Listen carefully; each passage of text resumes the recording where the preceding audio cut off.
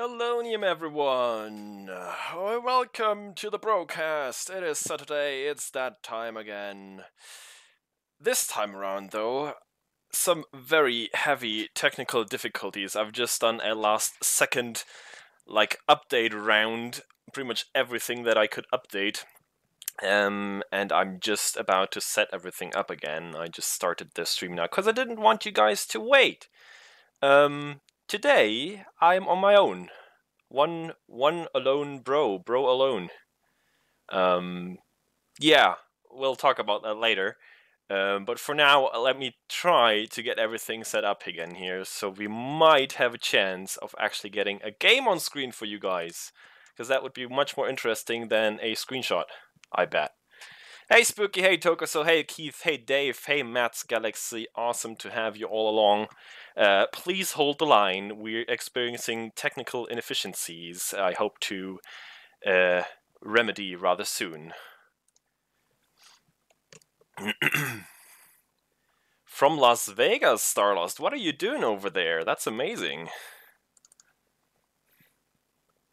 Having some casino rounds? How has your guys' weekends been so far? Mine's been rather calm. Just been gaming a bit. Preparing stuff for my move to Hamburg next week. It's not gonna be next week, but in the next 2 weeks, probably. Fake streaming. Yeah, that's it. It's Russians hacking my account, not letting me stream, that's it. I bet it's nice and warm in Las Vegas. It's been raining here for the last 2 days straight. After that long hot summer that we had, now the autumn hits hard.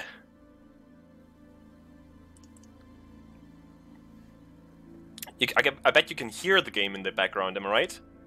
It is starting up right now, it's loading in. We'll have to see if we can also capture it in a second, because that's the interesting part. Because it's the same issue that I had before. I cannot get the game window captured in OBS for some obscure reason. I had several restarts now, and it doesn't seem to want to fix it.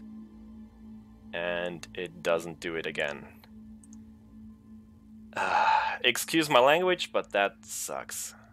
That really sucks, because I can't figure out what it is. I've updated my drivers, I've restarted it. Last time I had this problem that fixed it, like a complete restart of the PC, but this time around, nope. No bueno. Yeah, if anybody has any ideas what else I could try, please feel free to forward them to me. Because if I can't make this work, then it will be an exclusive audio broadcast today. I mean, I can show you some of the screenshots that I've made in the last couple of days. But there's not too much interesting stuff in there, to be honest. We have some stuff to talk about, though, so let me know, guys. If you have any tips, any suggestions, now's the time.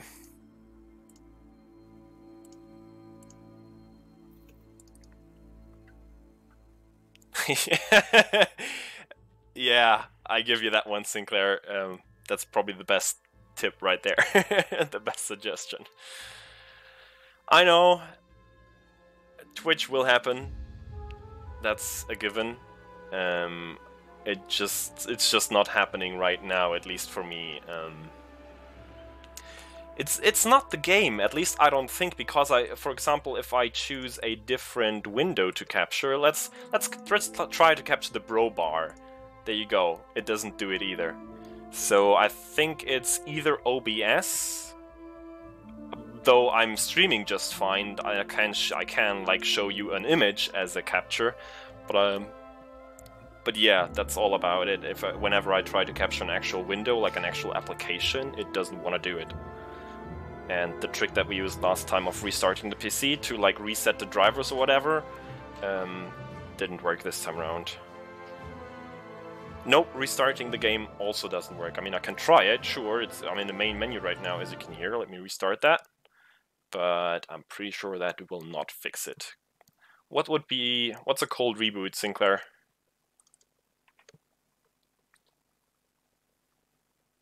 Like, just outright kill it? Like, turn off the power.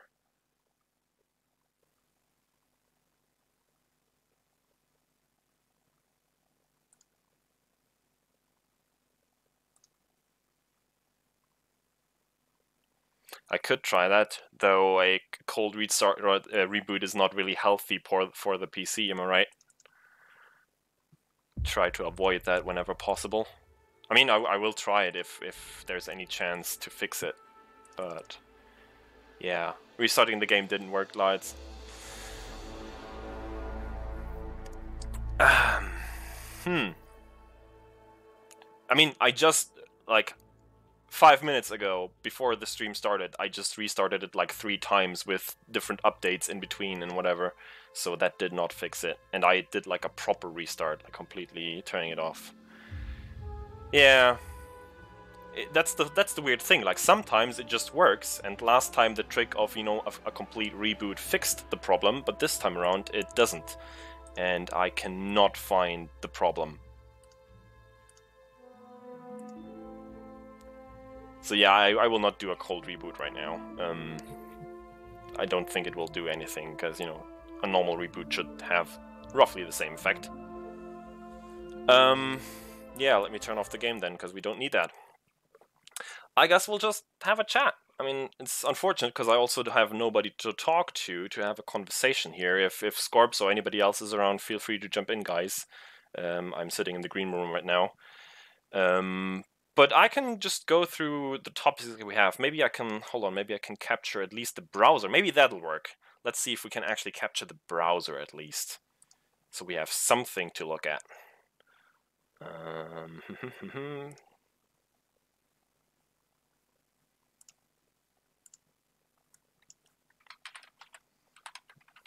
Please hold the line.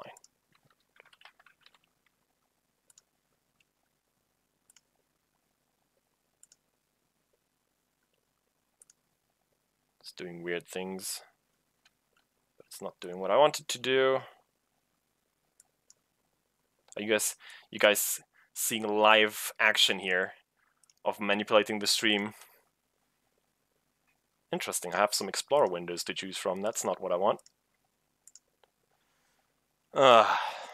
Joy. Pure joy. I'm pretty sure my hard drive has, like, I don't know, roughly the same amount probably, because this is still my very first hard drive, and yeah, it doesn't want to capture the browser either. Using Chrome right now. What else could we try? Let's get the browser over here.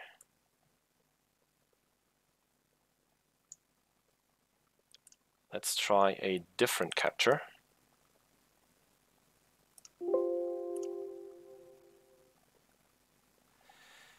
Yes, let's talk about that in a while.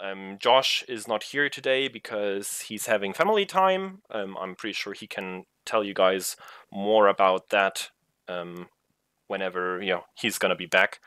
And I think, or I hope that Turgeon doesn't mind telling me or telling you guys that his dad unfortunately died last night. He passed away after, yeah, like 37 years of fight against cancer. I mean, he's outlived any doctor, what any doctor had given him. So last night he finally found his peace, and yeah, that's why Turgeon isn't here tonight. Yeah, we'll just give him his time. I hope he's gonna be okay, and he and his brothers.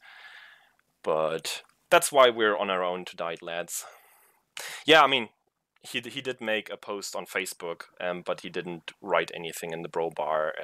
I hope it's okay for me to tell you guys. I mean, we're all friends here, so it's fair that you guys know what's going on. So please just be respectful, and I guess you guys can understand that he's not here.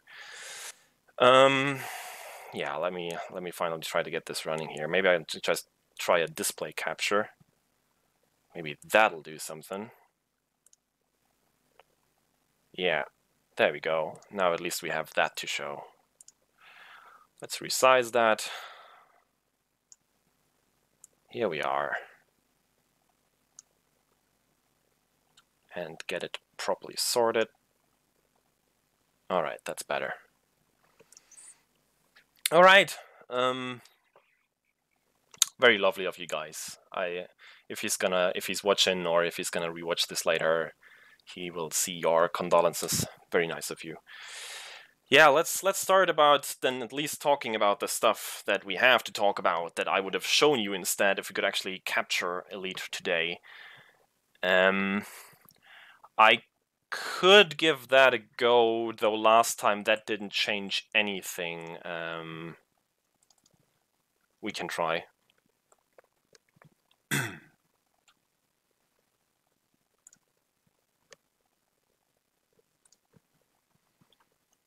I mean, now I'm capturing the display itself. Now you can see the weird stuff that's going on when you're running these post-processing programs. Now you can actually see the game the way I see it, because if you capture the window, those post-processing stuffs, they don't come through to you guys, because that basically happens like on the display, so to say. Okay, I mean, I guess that works. If we just capture the whole bloody display. It's not the most elegant thing to do, but if my PC keeps up with it, let's just do it that way then. Let's go into my private group. So if you guys want to join, feel free. So at least we can get something going here. I'm very sorry for the delay. 12 minutes is not too bad though. I think we had worse on the BroCast before, am I right?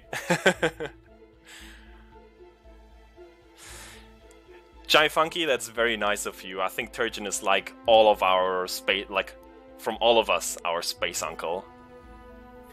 There you go. Alright. At least we have something now. Let me show you. We are at the Guardian Ruins, the new ones. I mean, there are several new ones that have been discovered, but I am currently sitting in the C4-22 system. You see the sector name right here. Feel free to come over. If you have me on my friends list, my private group is the greatest private group. If you have me on a friends list, you will see me here anyhow. And if you're not on the private group yet, you can just send out a request and you will get in automatically. If you're not on my friends list yet, yeah, send me a friend request and a private group request and I will accept it both. Yeah, I mean, those ruins are like in the vicinity here. The bubble is over here, and there's several new different ruins and beacons here as well, and we will check those out as well later. It's all rather close together. So, yeah, the new stuff. Update 3.2 has hit. I guess we can just quickly switch over to the browser. Oh, I deleted that. Okay, forget about it. I'll just read it out then. Uh-oh, I misclicked. I'm sorry! Bloody habits. Go away. I don't need it. 1 second. Just quickly need to kill Firefox again, because it's gonna eat up my RAM. There we go. Oh, it's still there. Okay. So, yeah, update 3.2. Big news. We have new weapons that you can see here. Dumbfire missiles, seeking missiles, the large sizes of all the missiles, torpedo launcher, and multi-cannon turreted now as well. We have shock cannons, turreted, gimbaled, and fixed. We have Guardian weapons, and that's the plasma launchers and shard cannons in different variations, and the Gauss cannon as well, the fixed version, the small one. Like all the small Guardian weapons we have now.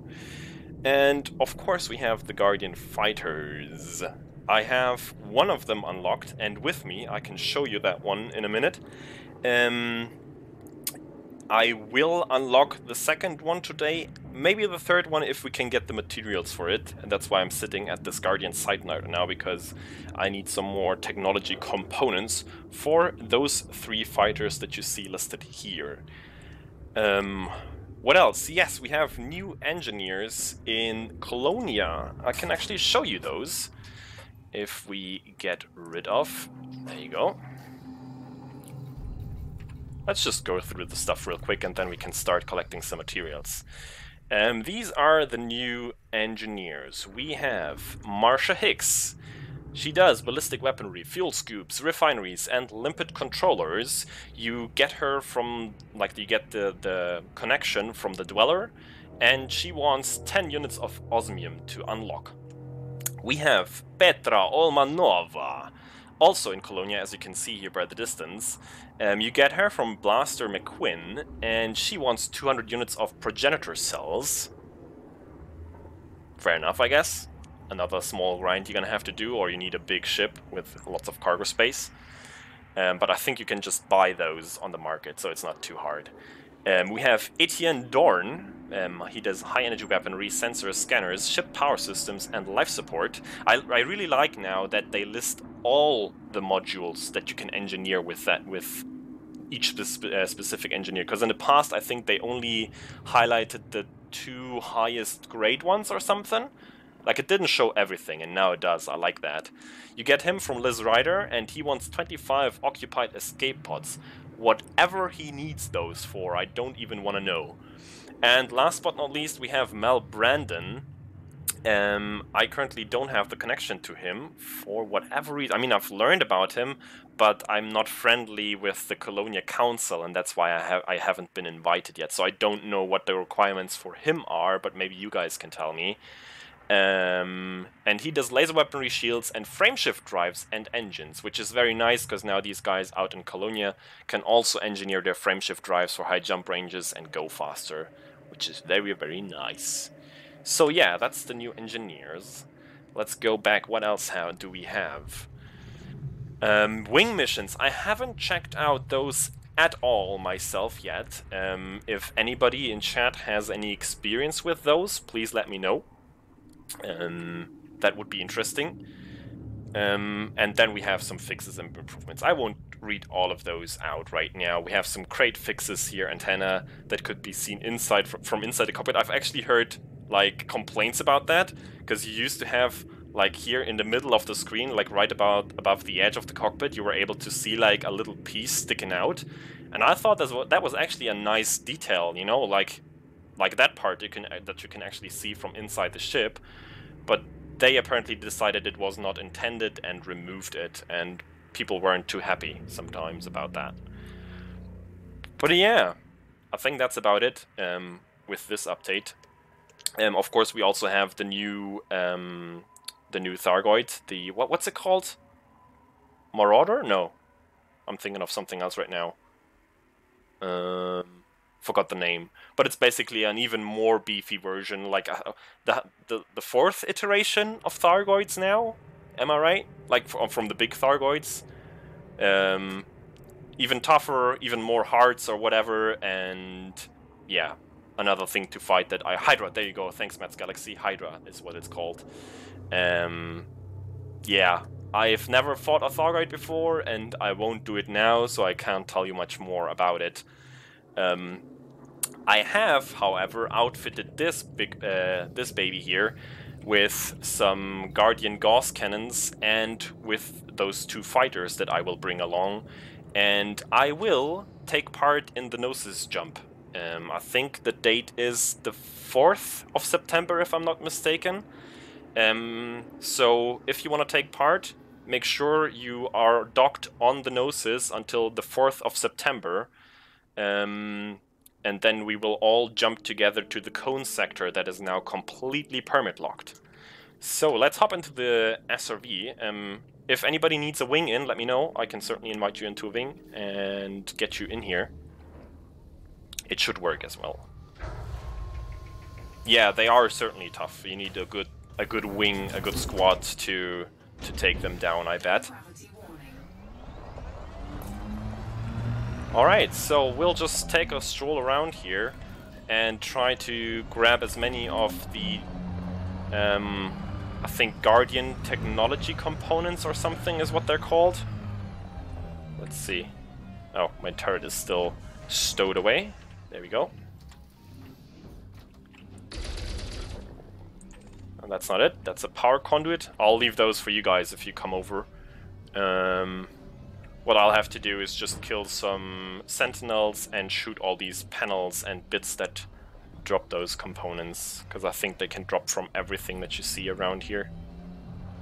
And this is the second Guardian site that I've been to. I know for a fact that there's 2 more types of sites that have been found, where you can use these new Guardian keys, because what you need those for is they will then give you a vessel blueprint, and you need one of those for each Guardian fighter that you want to unlock. So that's what this new game loop is all about. This new gameplay, even though some people would disagree that this is gameplay, but hey. What's going on? I'm very sorry, Lucia, that I didn't do an announcement, but I was very busy trying to get this stream going at all. I did have some technical difficulties, trademark, so please excuse my lack of announcement here. I'm very sorry. I'm glad you found your way here anyhow. Ooh. Okay, we need those, for example, here. Those could drop them. Power cell, nope, that's not the thing I need. So yeah, this is the gameplay that you need to do if you want to have Guardian fighters or any other Guardian technology for that matter. Yeah, if you like it or not, that's what you gotta do.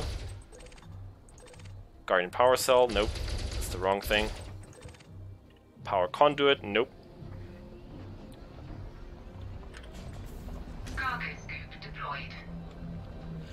I've already got all the data. I did that at the very first Guardian site that had been discovered, because there's like 4 data obelisks right next to each other, and it doesn't take too long to just log back in and get them again. But you need a total of, I think, 78 of them. 78 Epsilon obelisk datas. Oh, there you go, Guardian technology component, that's what I need.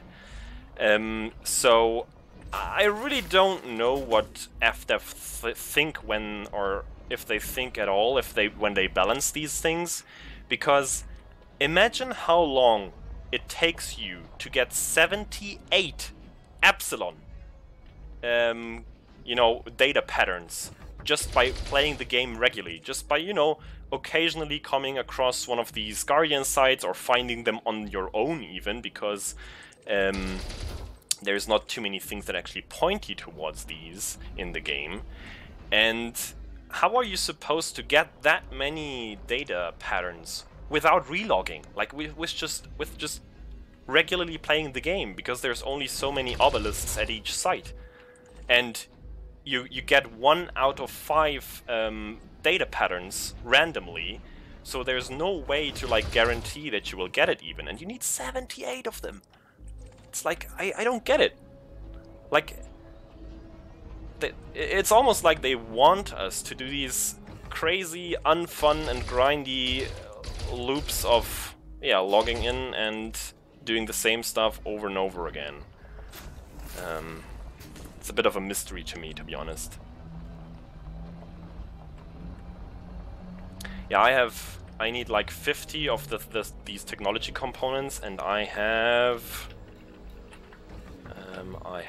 let's see, Guardian technology component, I have 32, so we need 18 more, which would be 6 drops. So we need to find 6 more of these pieces, so I can get both of the other Guardian fighters that I don't have yet. So yeah, we found 2 so far.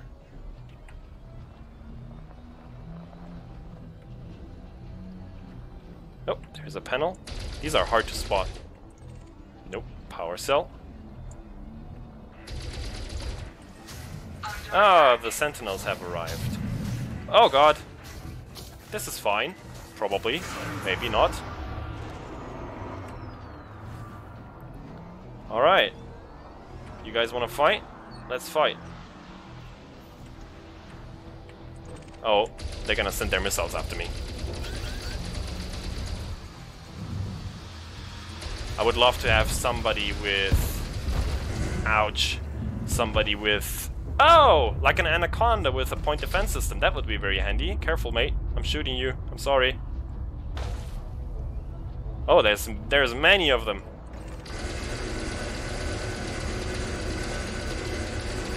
These guys can drop these technology components as well, so it's not a bad thing they're showing up.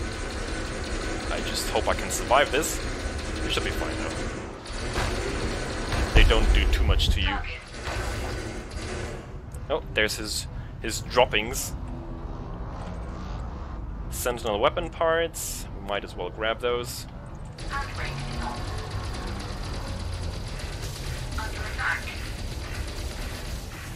Ow, I'm getting pummeled.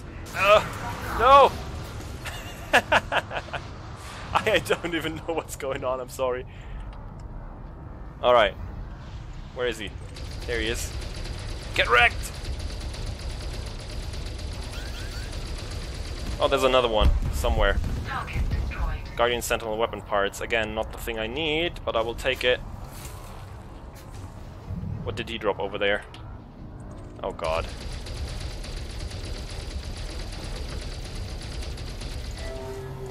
Alright. So far, so good.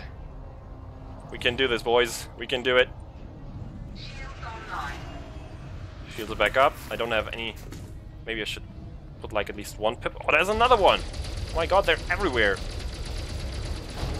Oh god! Careful there, mate. You're gonna die. Who is that? Salrek Lightner. Careful, buddy. I think you Austin powered yourself in a crate. Not bad. Do you need a boop? I can boop you out of there. Oh. Oh, I think he just crashed or logged out or something. I do not know. I hope he's okay.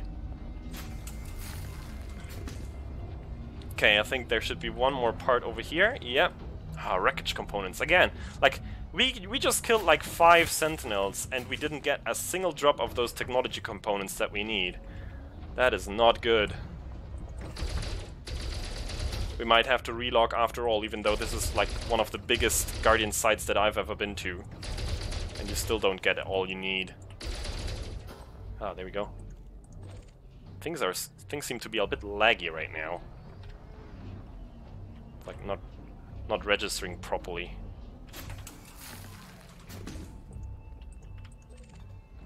And I think these technology components are also one of the like rarer drops. You really don't get them that often, which makes it that much. Just makes it that much. Oh no, power conduit, not the right one. Makes it just that much worse.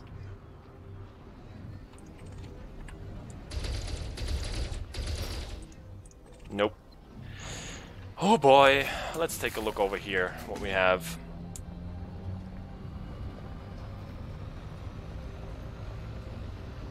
No, General, they don't drop it every time. As you've just seen, they drop Oh, he landed. They drop different stuff, and usually no technology components, so there's that. I'm not gonna show you how to actually do this side properly to get these vessel blueprints, because it's exactly the same as with, you know, the first Guardian sites that we discovered, where you could put in the Guardian relics, those guys that you can see up here. You just have to do it with the ancient key that you get at the beacons instead. We will take a look at the beacon later, and I will show you at least that part. What do we have here? Weapon parts. Yeah, I don't really need those. Go grab it if you need them. I don't mind. I just need those technology components. Yeah, so I'm just gonna search around the rest of the base, see if we can get some more technology components, and then we'll probably have to relog regardless, because the site will be barren. Oh, I need to resynthesize some ammo. That'll happen to you on your regular basis here, because those sentinels take quite a bit of ammo to kill. Weapons rearmed. Alright, nothing here to shoot and grab.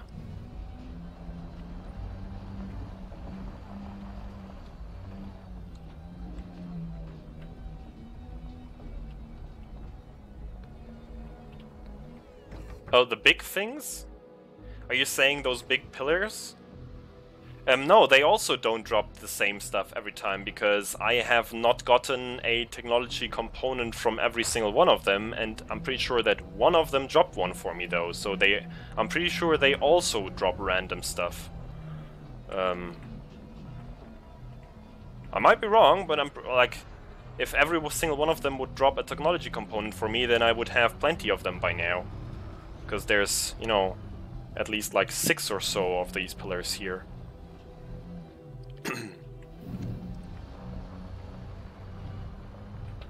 Or do you mean like these big structures with the panels on them? Yeah, those might actually drop the same stuff every time, but I'm having a hard time remembering which ones actually drop something good for me that I need. Oh, each relog, I see what you mean. Then I would have to just like remember which one dropped the technology component for me and then relog and go there again. But how is that, like, is that, can that be intended? Like, is that how you have to do it? Like, find a spot that drops 2 of those technology components for you and then just go there and relog every time? Come on, man. It's not fun. I'll take a gander around the other side here.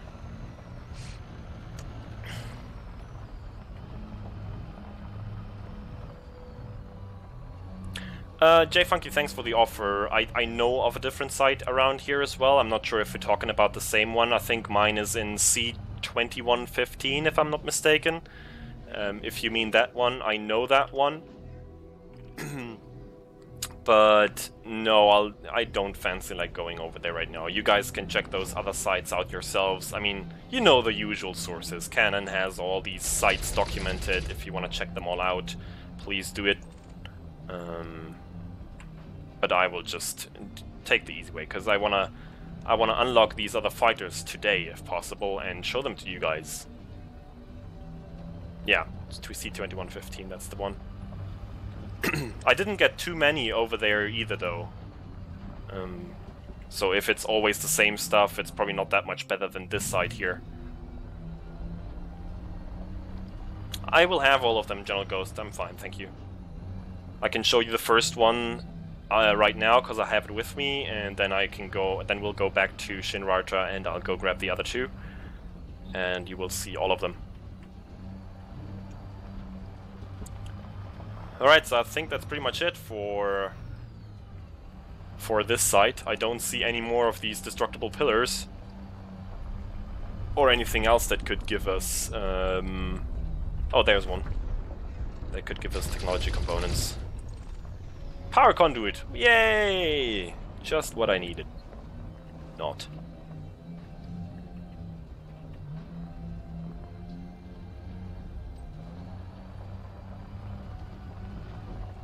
Fun fact, I already had the vessel blueprints from the very beginning when we found these Guardian sites the first time around. Because you used to be able to get them from these spheres there as well.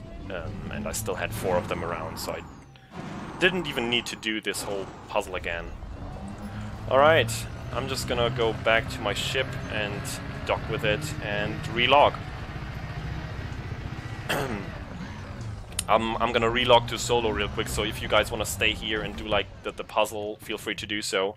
I'm just gonna go to solo real quick to yeah, to get these final technology components. I'll have to try and remember where exactly I got them, so we can just relog quickly and get them again. That should do the trick, hopefully. Oh yeah, of course, and you have to wait 15 seconds, because reasons.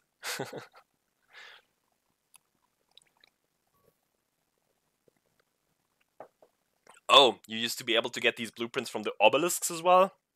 I didn't know that. I only had 4, but that was enough. You only need 3, you need 1 for each fighter. Alright, let's go to solo. I'll join the private group later again, so you guys can stay in there if you want to. Alright.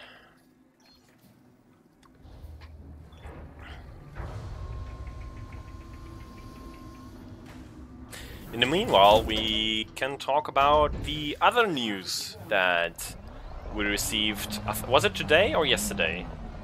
Yesterday it was, I'm pretty sure, yes. Yeah. Update 2.4, or no, sorry, update 3.3, or chapter 4, that's what it is. Yeah, we won't have any Ice Planets, no Ice Planet remake, and we also will not get the Squadron Carriers. Let me show you the post so I can illustrate it. Yeah, yesterday 5 PM by Zach Antonacci. A very long text, a very long-winded way of essentially saying that they moved Squadron Carriers and the rework of the Ice Planets, like the new surface features, to a considerable time beyond is, I think, what he said. You can read it, I'll give you the link. Let me just quickly drop you the link in chat. Here you go. You can read it all on your own. Yeah, I'm not sure for the reason. I don't think he explicitly states the exact reason. I guess they couldn't get all the stuff done in time or something. And yes, they had to move that content to some point next year. Which of course means that for the Chapter 4 update, we're kind of stuck with the exploration update, like with the new anomalies and exploration stuffs to find out there in the black, and the mining update, like the new mining mechanics. What else? Help me out here, guys. Like, the problem I kind of have is that the Squadrons definitely was one of, like, the headline features, or the carriers, I'm sorry. The Squadrons are still coming, just the carriers we're not getting. It was like the headline feature of the update, and I know many people are not too happy about that being delayed. There's also many like understanding voices in that forum thread. You can there's many responses in there. My own take on it, hard to say. I'm not really sure why. Like, the reason would be interesting, because he also says that the team on Elite Dangerous is bigger now than ever before, like over 100 people. I'm just curious why it seems to take them longer and longer now, though, to push these updates out. And I, for myself, am also very sad that we won't get the new surface feature rework, because that's what I've been looking forward to the most, to be honest. I've been very excited about that. And yeah, now we're not getting that.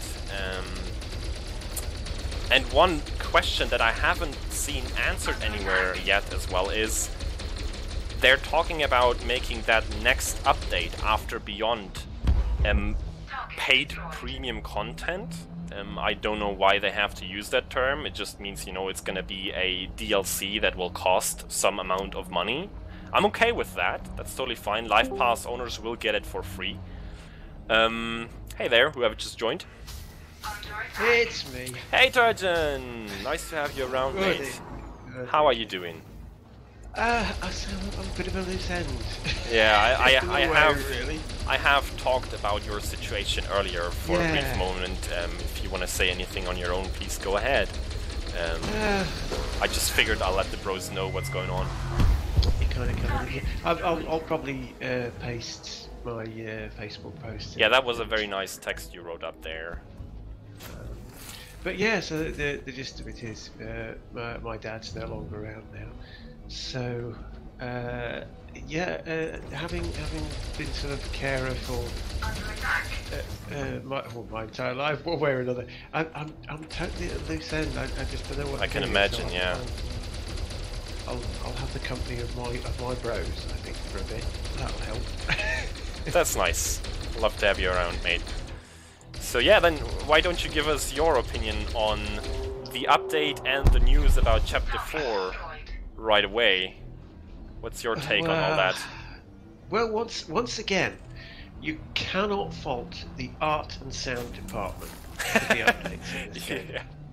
These are gorgeous things. They absolutely are. The whole beacon thing it shouldn't be called a beacon, it should be something else. But anyway, that whole thing. There's very, very heavy overtones of the Star Trek 4 film probe, if you remember that one, the Wales probe. There's a lot of that about the feeling of this whole thing, with the triangular Guardian design, and it's very well done, beautifully done this time. And the ships themselves, wonderful, gorgeous sort of triangular. I love the design. I've been getting very excited about the thought or the concept of a Guardian SRV. I mean, just imagine that, like a hovering thing. That would be so bloody cool. But yeah. Well, I'll just thank everybody in chat for their kind words there. Thank you, everybody. They've been lovely, yeah. They are. If you scroll up a bit, they already that's had lots of lovely words for you earlier when I talked to them. These are my bros. These are my bros. Yeah. So yeah, that's what I mean. So I understand there's some problem with one of the Guardian ships blinds you with its weapons, one overheats too much, and one makes you deaf. Okay, I guess we'll find out later, but that sounds about right. Again, you can't fault the art and sound department. They've done their job. But yes, so other than that, not very, very impressed. Let me get back to the point about the Chapter 4 news. I want to just finish that up real quick. Yes, I saw that, read that post last night. Yeah. The thing is, if those squadron carriers and the Ice Planet rework, the surface rework, are moved to that next update, whatever that will be after Beyond, does that mean that we will have to pay for that content and we will not get it as part of Beyond? I mean, yes, the Life Pass owners get it for free, but like the rest of us, will we have to pay to even get those carriers now? And will that even further separate the player base, or will that particular feature or those features be part of that next update, but free for everyone, and only that new fresh content, whatever that will be, that new next big thing that they're talking about, will only that be locked behind a paywall? That would be kind of an interesting point to know, because they didn't clarify that in that post there. No, do they ever clarify anything? I understand actually that Zach isn't technically head of communication now. He's head of marketing or something, isn't he? I don't know. I don't think he's updated his forum title from. It might be, yeah. I think he had a title change somewhat recently. Yeah. Why would this surprise me? But anyway, so there you go. Head of communications, and he tells us nothing. Even if he's not head of communications anymore, head of marketing, he should tell us stuff that's got more of a marketing edge to it. Yeah. Have you never actually thought of telling us what this big update is, so that people will rush out and buy the game before it's come out? They've always been very conservative about telling us what's coming. My concern is everything they release has bugs in it. We know this. All games do. That's how games work. You put out a game, it's got bugs in it. Yeah. Any content you put out, it's got bugs in it. But they seem to have developed this bizarre, defensive, paranoid attitude about the stuff that they release. And not beta testing anymore at the same time. Yeah. Oh, there we got one. Okay, so it's the pillar next to the ship. Let's see if that'll drop again. Yeah, did they drop the same stuff every time? I'll find that out right now. I'm gonna relog and see if that's the case. Yeah, do. I hope the game comes back on with you. It should do. But yeah, so this thing that, to my mind, it seems that they've got this bizarre, somewhat unhealthy, paranoid and defensive mindset going on now, because they've received a lot of flack and things in the past, and people have criticised them for this and that. And instead of just saying, "Oh well, we'll roll with that and we'll adapt," they're like, "What's wrong with what we've done? It's great as what we've done. Why don't you like it?" And it's this weird defensive. Apparently, you can't criticise it, because then they'll just clam up. They'll shut up totally, literally like a clam. And so they've taken to not telling us anything, and that's crazy. I mean, what other game have you ever played if they have a big content coming out that they don't at least give you some idea of what the content? They're not going to give you the details, but they give you some idea. like, I mean, in the case of what this is coming up, which I strongly suspect will be atmospheric landings, they could tell us it's atmospheric landings. Everyone's been expecting it for years. Now, when it comes out, it'll have bugs in it. It'll have problems. We'll report them. There'll be errors.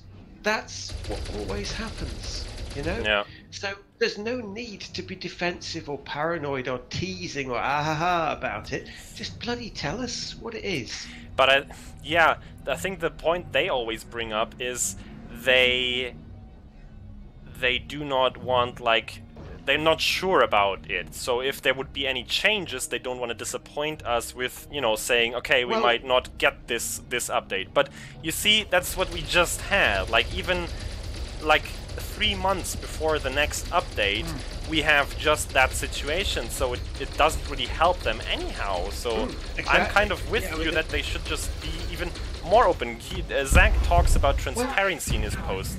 But to be honest, I don't see much transparency in that post. He mentions transparency 3 or 4 times in one post. Yeah. What does that tell you? You only have to mention it once, you know. The actual if you mention it 3 or 4 times, in my thinks opinion, the lady protests too much. Yeah, actual transparency, in my opinion, would be to tell us why it happened. Like, I mean, we're not trying to throw blame around. We just want to know what's going on. Like, what's the worst? What's the worst that could happen? The player base could complain about stuff. They do that anyway. Yeah, that's exactly the point. They're not going to complain more if you tell them the truth. It would just be actual transparent to tell us, okay, I see we have technical difficulties. It takes longer to actually like realize these new features technically in the game, or something else came in between, or just tell us what's going on. That would be transparent. I'm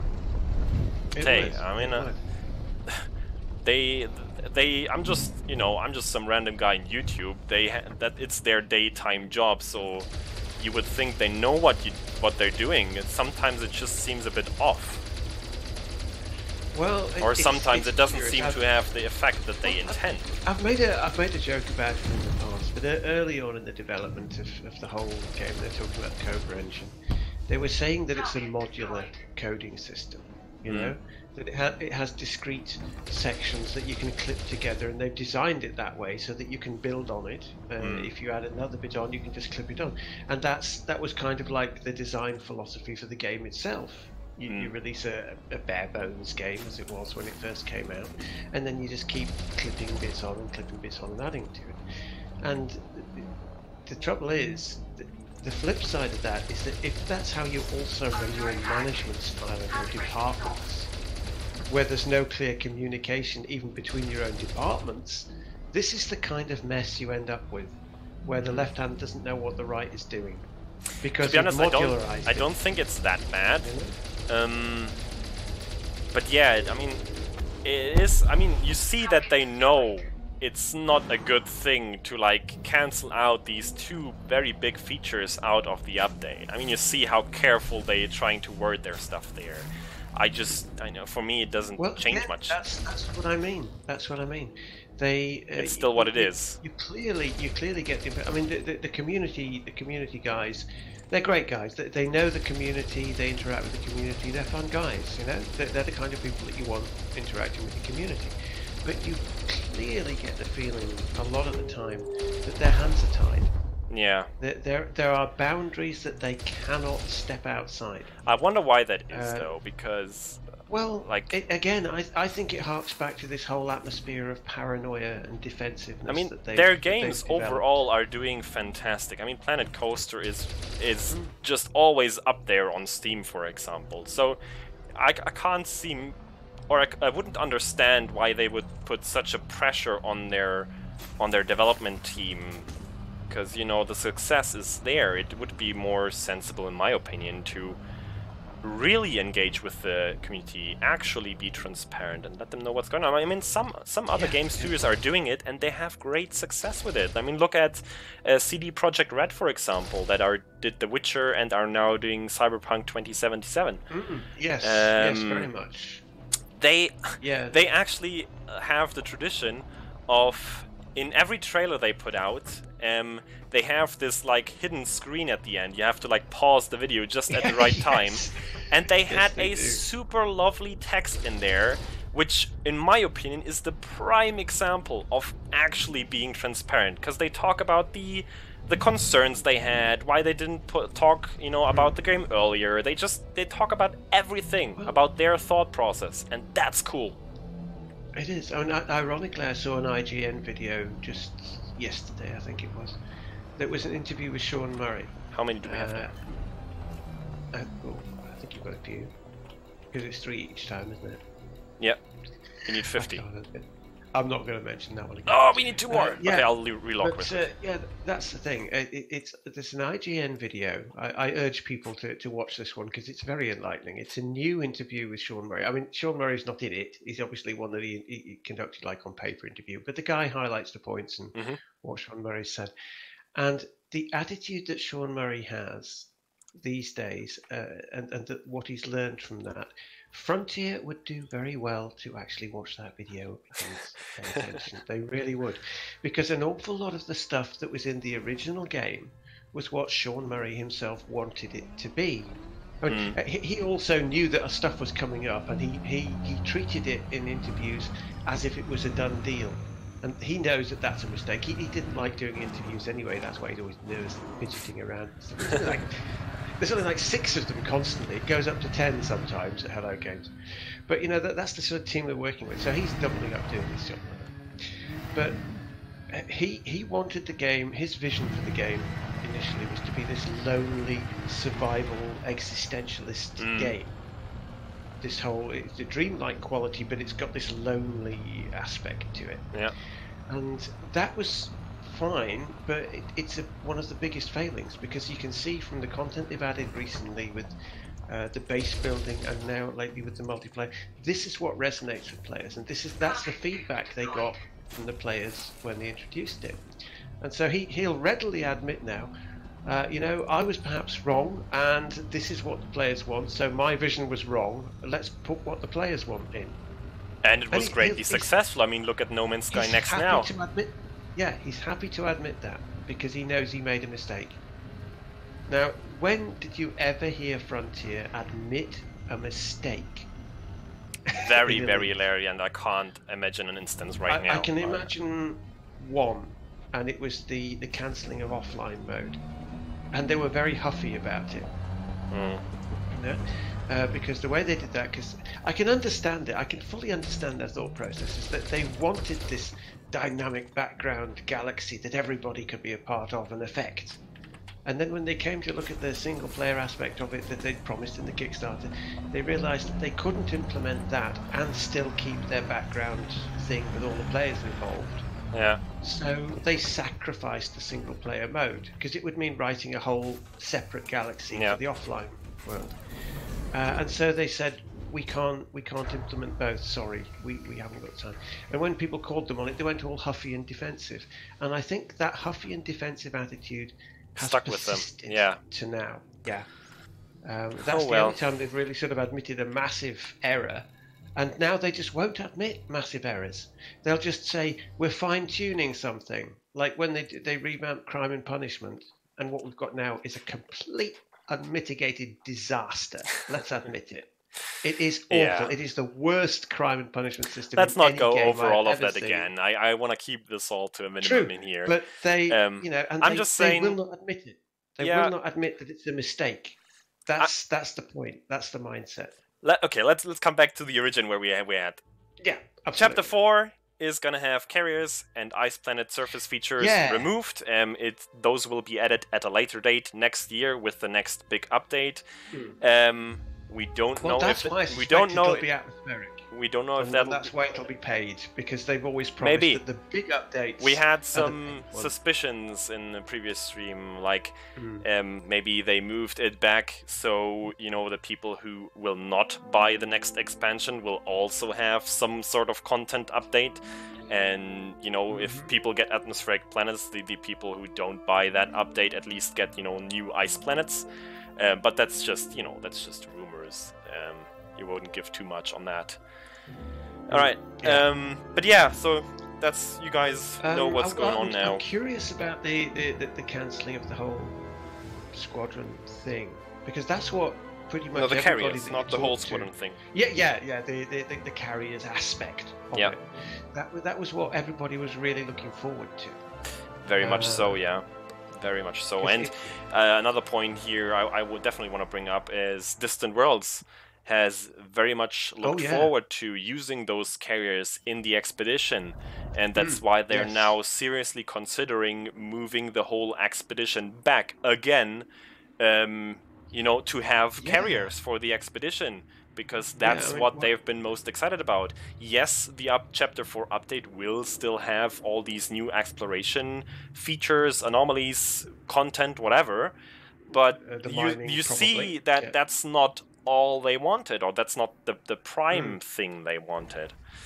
To the guys here in my instance, I will now jump back to the bubble to Shinra to Desra to get those new fighters, but before I do that, I will quickly whip out the fighter that I already have with me here, and that's the Trident. That's the first of the fighters. You see the designation here, XG7. The other two are XG8 and XG9. The background story to that is that there have been several. External camera when you launch these things and dock these things. Launching will be hard. I can try when I dock. Yeah, you can't when you launch. But when you dock, they've got some good animation. Yes, the backstory to the names. Go on. Yeah, that there's been several more iterations before these that we have now, like XG1 through 6. And that's why we start with XG7. But yeah, so this is the Trident. It has the plasma autocannons that look like this. I have them colored red. By default, they have the same color as the. Let me go to extra as these blue, the blue color you see right now all over the vehicle. Yeah, that's what it looks like. Very cool design, in my opinion. Shoot at you. It is. Well, I mean, I particularly like with all the Guardian technology, you have the force fields holding the that's parts funny. together. Look at that. You see that that's like the defining. The flashes are blue, but the shots are red. The shots are red. They'll work on that, probably. It's not a biggie. I'll let them not off a that. biggie. I don't mind. I like it. I really like what I see, to be honest. Oh, and I cooked it. Yeah, that's the downside. Alright, let's switch over to the mothership. And then dock the thing. If you watch the docking, it's a very cool animation of that one. It's pretty rad what they do. Where is it? Come on. Wait, what? What was that? Where did it go? Did you see that? What was that all about? Okay. We have a ghost fighter now, apparently. As I remember it. Weird. Yeah, see, that's a bug. Look, it shows up as unmanned, but it's not in my hangar. Maybe it is still out. It's still. Hold on. Why is it not docking? Why did it cancel the docking? Yeah, maybe I have to go higher. Let's try again. If you're below what, 500? Oh no, you're a kilometer up. That should be fine. Yeah, it should be fine. Let's see what happens now. Where is it? Can't see it.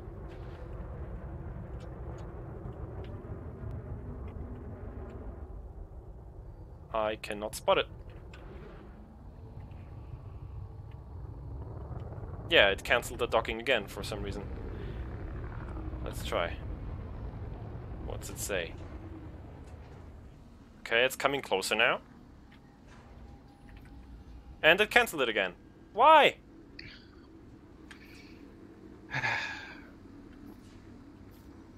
Initiating fighter docking procedure. Do I have to dock manually now?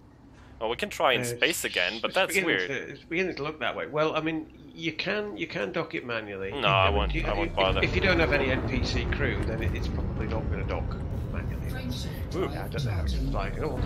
But anyway, you can do it. If you do it manually, you'll just have to line it up and then swap to the external camera. You need a crew for it to dock. Okay, I guess that makes sense. I don't think I have my crew pilot with me. Thanks, General Ghost. That's probably the point. Say, you I can forgot to put it back in, but that's just okay. I will just fly swap back for to external. Shinrarta and get the pilot there and the other fighters, and then I can show it to you. You saw the fighter, and I will show you the docking with the other 2 fighters Yeah. there. Yeah. No. I hate when it does that. You click on something and it zooms back in on what Now- you were just at. Just to resume with a little bit more salt.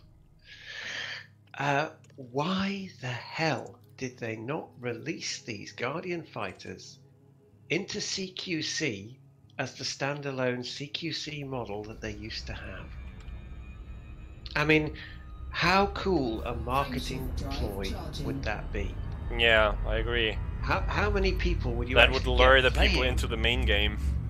Yeah. I think how it many- was how just many not worth extra it because customers could my you guess get? is the percentage of people that own CQC but do not own the game. It's probably like 2 people in the world. Let's be honest Yeah, here. I mean, well, how did they have much of a presence at Gamescom? Is Gamescom still on? I know it was like last week. No, Gamescom was last weekend. It was last week, yeah. I mean, did they have much of a presence there? No presence at all. Couldn't- They just did the I mean, community meetup. Couldn't they have? Yeah, I mean, couldn't they have like pitched this? The CQC Guardian fighters at Gamescom? You would have made sales. There is No. no question of it. You I would have kind of made disagree sales. because I think they knew, like, it's not the whole thing. Yes, we have fighters now, and yes, they are cool, but it's not a new game mechanic. It's just the same game mechanic of fighters in like a new visual look and with slightly different mechanics, as in they do damage mainly to Thargoids and not so much to other ships or players or fighters.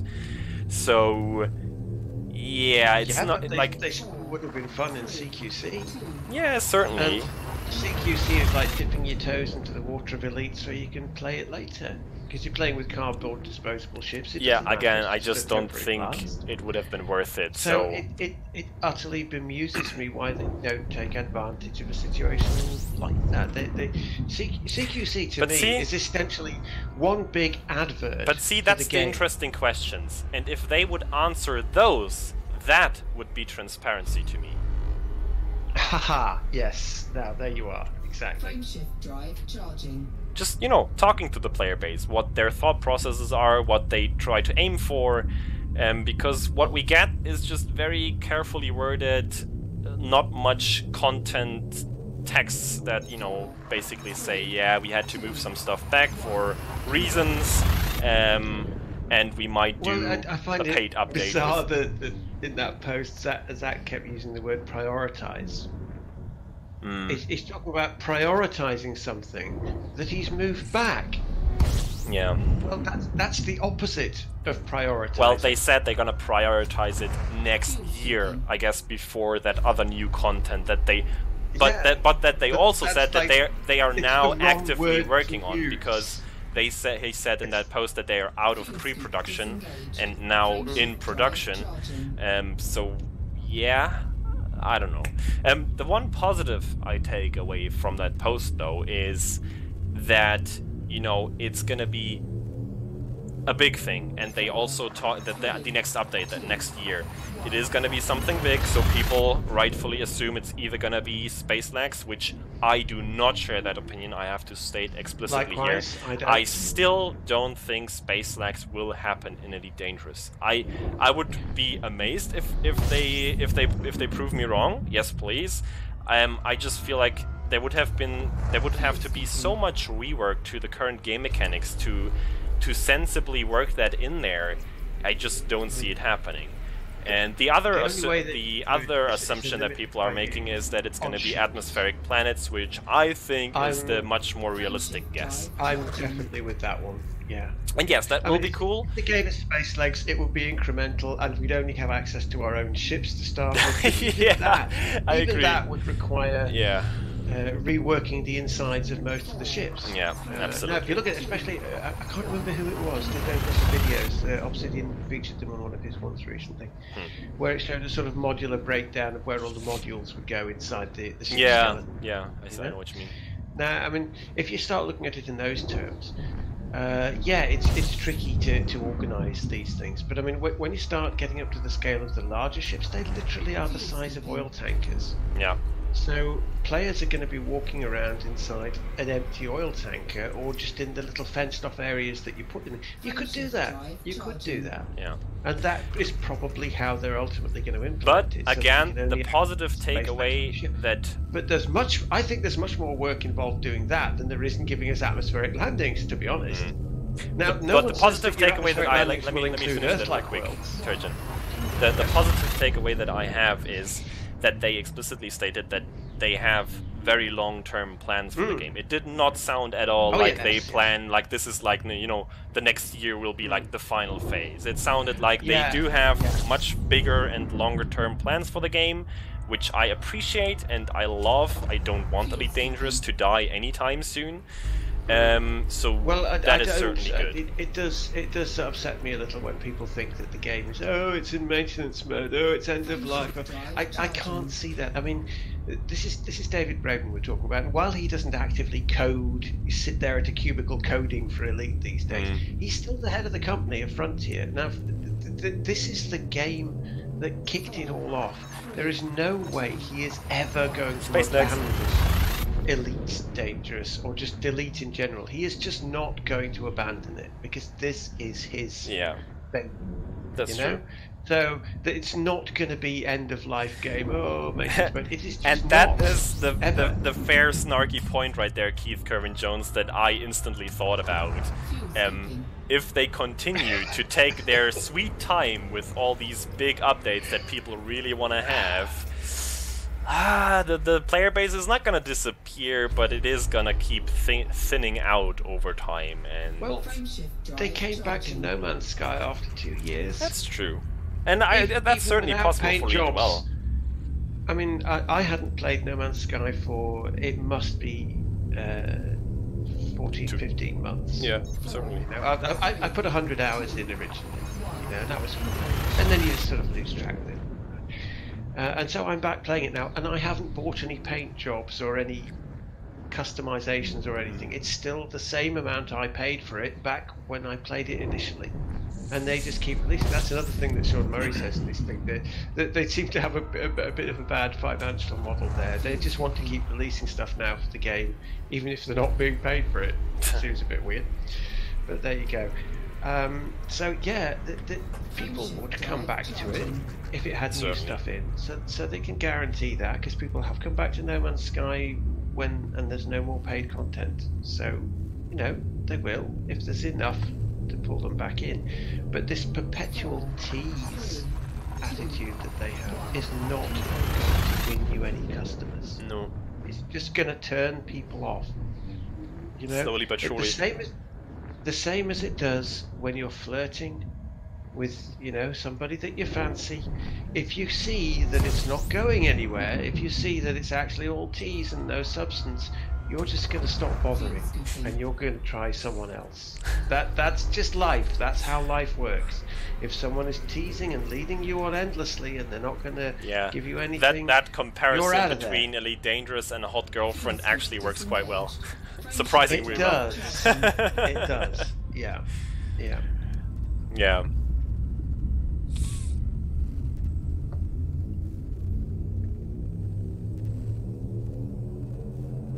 4, 3, 2, 1. Yeah, of course, the other new thing that we just had yesterday arrive in the store are the iridescent. Iridescent, I think is how you pronounce it. Iridescent. Iridescent. There you go. The iridescent paint jobs. There's 4 different types. A crate yet, but I've already bought the dusk one for the crate because I intend to use it in videos later. At some future day. It's basically I can show you one of them because I got. Oh, do please. I got one for the cutter, for example, so I can show you that one. Tom, Elite Dangerous is like a dull girlfriend, but it's the best we've got. Whereas this breakfast in America, yeah. Yeah, so I can show you that one. They do look rather nice, certainly a nice addition, but they are being sold like one each for like £3. So if you want to have them all 52 of them, there's 4 different ones for 13 ships. Yeah, 13 ships. Yeah. These days my limit is one paint. If they bring out a new paint job, I might buy one for one ship. I just really can't afford it. So, careful. Weird thing I noticed, if you're in outfitting in the livery and you try to, look at the paint jobs, that works fine for all ships except for the Anaconda. In the Anaconda livery, those iridescent paint jobs are not listed. You can't take a look at them for the Anaconda for some weird reason. Just a note here in case some developer watches. Seems to be a little oversight there.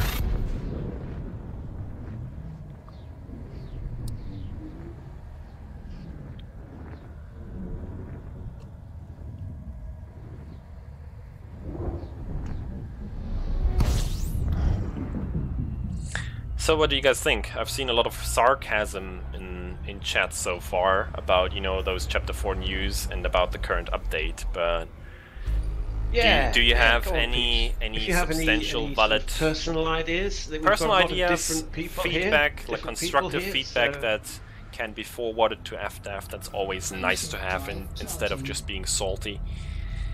Yeah. Well, I mean, this is the thing, they need the feedback and they need to listen to it. They need to pay attention to it. This is something that I found a little bit odd. People have started asking me.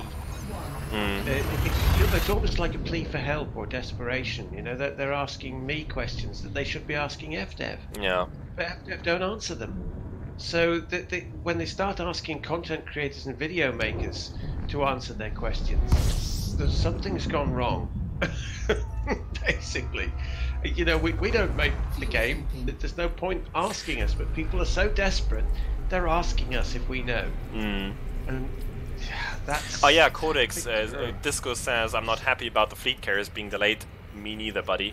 And as you see, like, most of the player base in general isn't happy if they're even considering to delay Distant Worlds 2. That's a big sign right there.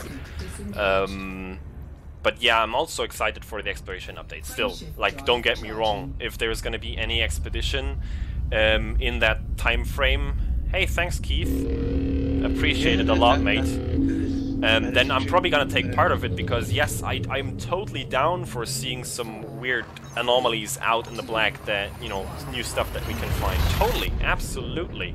And yes, the codex will be cool too, so we actually have a good means to track our exploration progress and all the other information that's available in the game, but only very obscurely. Yeah. I am totally sitting on the fence about the codex. I am not going to judge or say anything about it until I actually see it in action. Yeah, it has to be implemented well, I agree. Massive fears about it being implemented badly, and I also have worries that they'll throw an awful lot of their own lore out the window because it doesn't mesh with their vision for the current game. So we'll wait. We'll wait and see what they do with that. I don't know. But yeah, what have we got in chat here? Let's see. Yes, XC News, if that's how you say your name, sir, says FDev has been receiving feedback since the release of 2.0 and they haven't acted upon it. So how is it that we're 3 years into having an SRB, they have not a second one, but all these... Oh my god, yes, you're talking like... You're talking greatness right now, because I have been adamant about at least one new SRB type for years now. Like, it's one of the oldest features in the game right now that has not seen like a new addition or a rework or any sort of... I mean, okay, I guess it has seen new purposes because, we have these sites to explore now and stuff like that, but that's it. Like, SRVs are still the same. They have been for, what, 2 years now? 3 years now? Since whenever they got added, basically. And every time they add a new fighter, which can be printed in your ship, you start saying, why can't I print my SRV? Yeah, totally. That's another incredibly annoying thing, especially more so mostly for explorers. Because if you go out there with one SRV and you lose it, you are screwed. Simple as that. You can't replace that SRV when you're out 20,000 light years from home. But if you're flying around places with a ship-launched fighter, you can make endless quantities of them. You just need the synthesis materials. You just can't go around scooping up the materials off the ground because you've lost your SRV. And it makes no literal sense at all to have that mechanic for one vehicle-launched vehicle and not the other. Yeah, it's very inconsistent. I agree. Very inconsistent.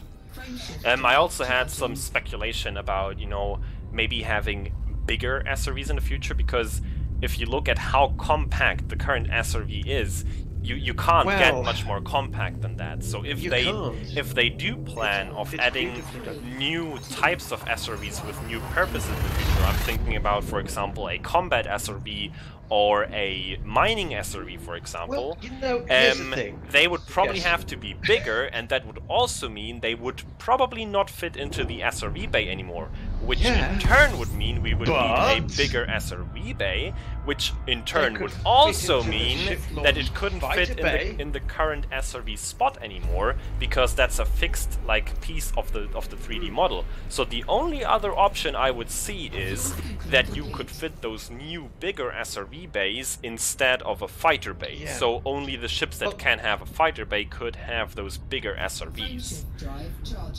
I mean, I imagine. Why can't you put it in the ship-launched fighter bay?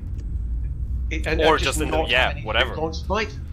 You know, sacrifice ship-launched for a bigger SRV. Ship-launched vehicle bay. Yeah. I mean, like Keith's saying, there's more cargo space. That's the thing. You find crashed SRVs on planets, and how many cargo pods are they surrounded by? Is it two? Is it ever two? No, it's about 8. Where did they come from? They didn't come from that SRV. And it is one of the things that really, really annoys me about the Guardian's grind, that you can't get the data off those bloody obelisks unless you have all of the bloody artifacts with you. And you can only put 2 on your SRV at the same time. And oh, for that Ramta mission, you mean? Yeah. Yeah. Sometimes they have to be 2 of the same one. So you basically need, I think it's about 16 cargo slots to be able to efficiently read these data logs. And that really annoys the hell out of me, because they know that your SRV can only take 2 units of cargo. So they are deliberately wasting your time.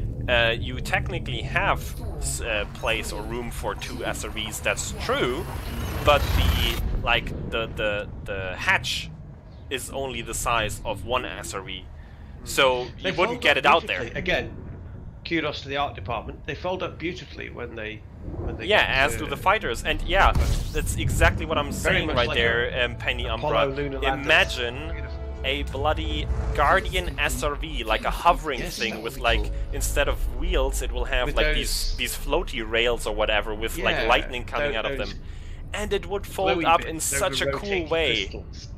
Yeah, it would. Yes, please. Why is that not in the game right now? You could have, well, I mean, let's say going back to the Star Trek 4. And hold on, even if it would be functionally the exact same as the current SRV with just slightly different stats on shields, armor, speed, whatever, I don't care. But imagine how cool it would be. Well, think about it, right? If you have a tricycle type thing, where you've a trike, where you've got 3 glowy bits, and they come out of pods in the side of the vehicle. Yeah. And they're just glowy balls that you're driving around on. And then when you put it back in the ship, those glowy balls just go back into the little sockets inside the trike. Well, to be fair, they would probably triangles instead of balls, because Guardian. Yeah. But like triangles. Yeah. But yeah, something like this could look so cool if you take the design of the fighters, which look amazing, and you applied it to an SRV. I think that could be one of the coolest concepts in the game, like a hover SRV that could hover sideways as well. Imagine that, because you don't have wheels, you could hover sideways. And you mean like the Nomad in No Man's Sky? For example. Just saying. You see, these concepts are not new. Keith says it. These concepts are not new, so they could easily take a hint from these other games that have been greatly successful with it. They just hesitant to do it sometimes. Let's scroll up back. With a caravan, yes, please. A Dutch SRE. I'm totally down for that. Yeah, Penny says we've been told what we're not getting, but not enough about what we are getting. These focus feedbacks could have been a tool for this. Yes, yes, they could. Again, this is what I mean about this defensive attitude that they have. You know, when the community loves this game. You know, any reaction we have to it is born out of love. Please check your speed on approach to this facility. And you're squandering that if you don't tell them things. Trust the community, please. If you can't deliver something, or if you want to deliver something big, at least tell them what it is that you can do and what you can't do. Trust them, and they will pay you back. That's all I really have to say about that. You know, and it's this attitude of secrecy is fostering mistrust, and that is something I don't and speculation, like in our which community. sometimes can also be bad. That's not what this community is. No. And it makes me sad that there's this whole mistrust and secrecy thing going on, and it's not treating us right. Sorry, Frontier, you should treat us a bit better. Ship is on the ground. Flying crew We love the game. dispatched. You are most welcome, Commander.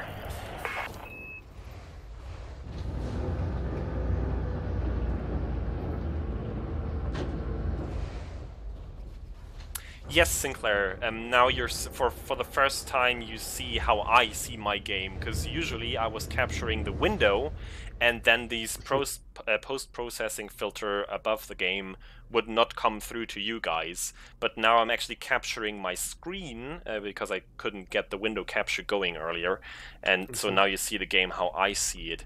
I do not recall the name of the thing right now, but if you want to know more about it and the exact settings that I have, please talk to Cookie Rebel, because he was the one, you know, getting me to do this. Oh yeah, Cookie loves that. Come on, people, you know what it is. You know what it's called. Mr. Screenshot himself made my game look even prettier.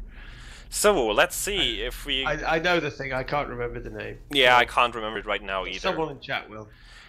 So let's see if we can get both of the fighters now. We should be able to. So let's get the Gauss focus cannon one first. Unlock. I think it's looking good. I think we should get both. Oh, that was wrong. I didn't want to go to outfitting just yet. Contacts. And the other one. Now we have all three of them. Excellent.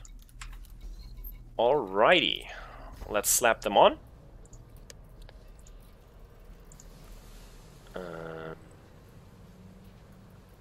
Where are though? There is the Javelin. Ah, that's it. EDFX design head. That's it, isn't it? No, GemFX is the one you're I'm not- using. Oh, you're using GemFX. GemFX, Right, yes, okay. thank you. Now it came back. Yes, excellent. Yeah. So, and the Lance. There we go. So now we have Javelin and Lance with us. I'm not gonna alter their appearance for now. Just gonna launch again and show them to you in space. Hold on, no, not launch just yet. I need the pilot.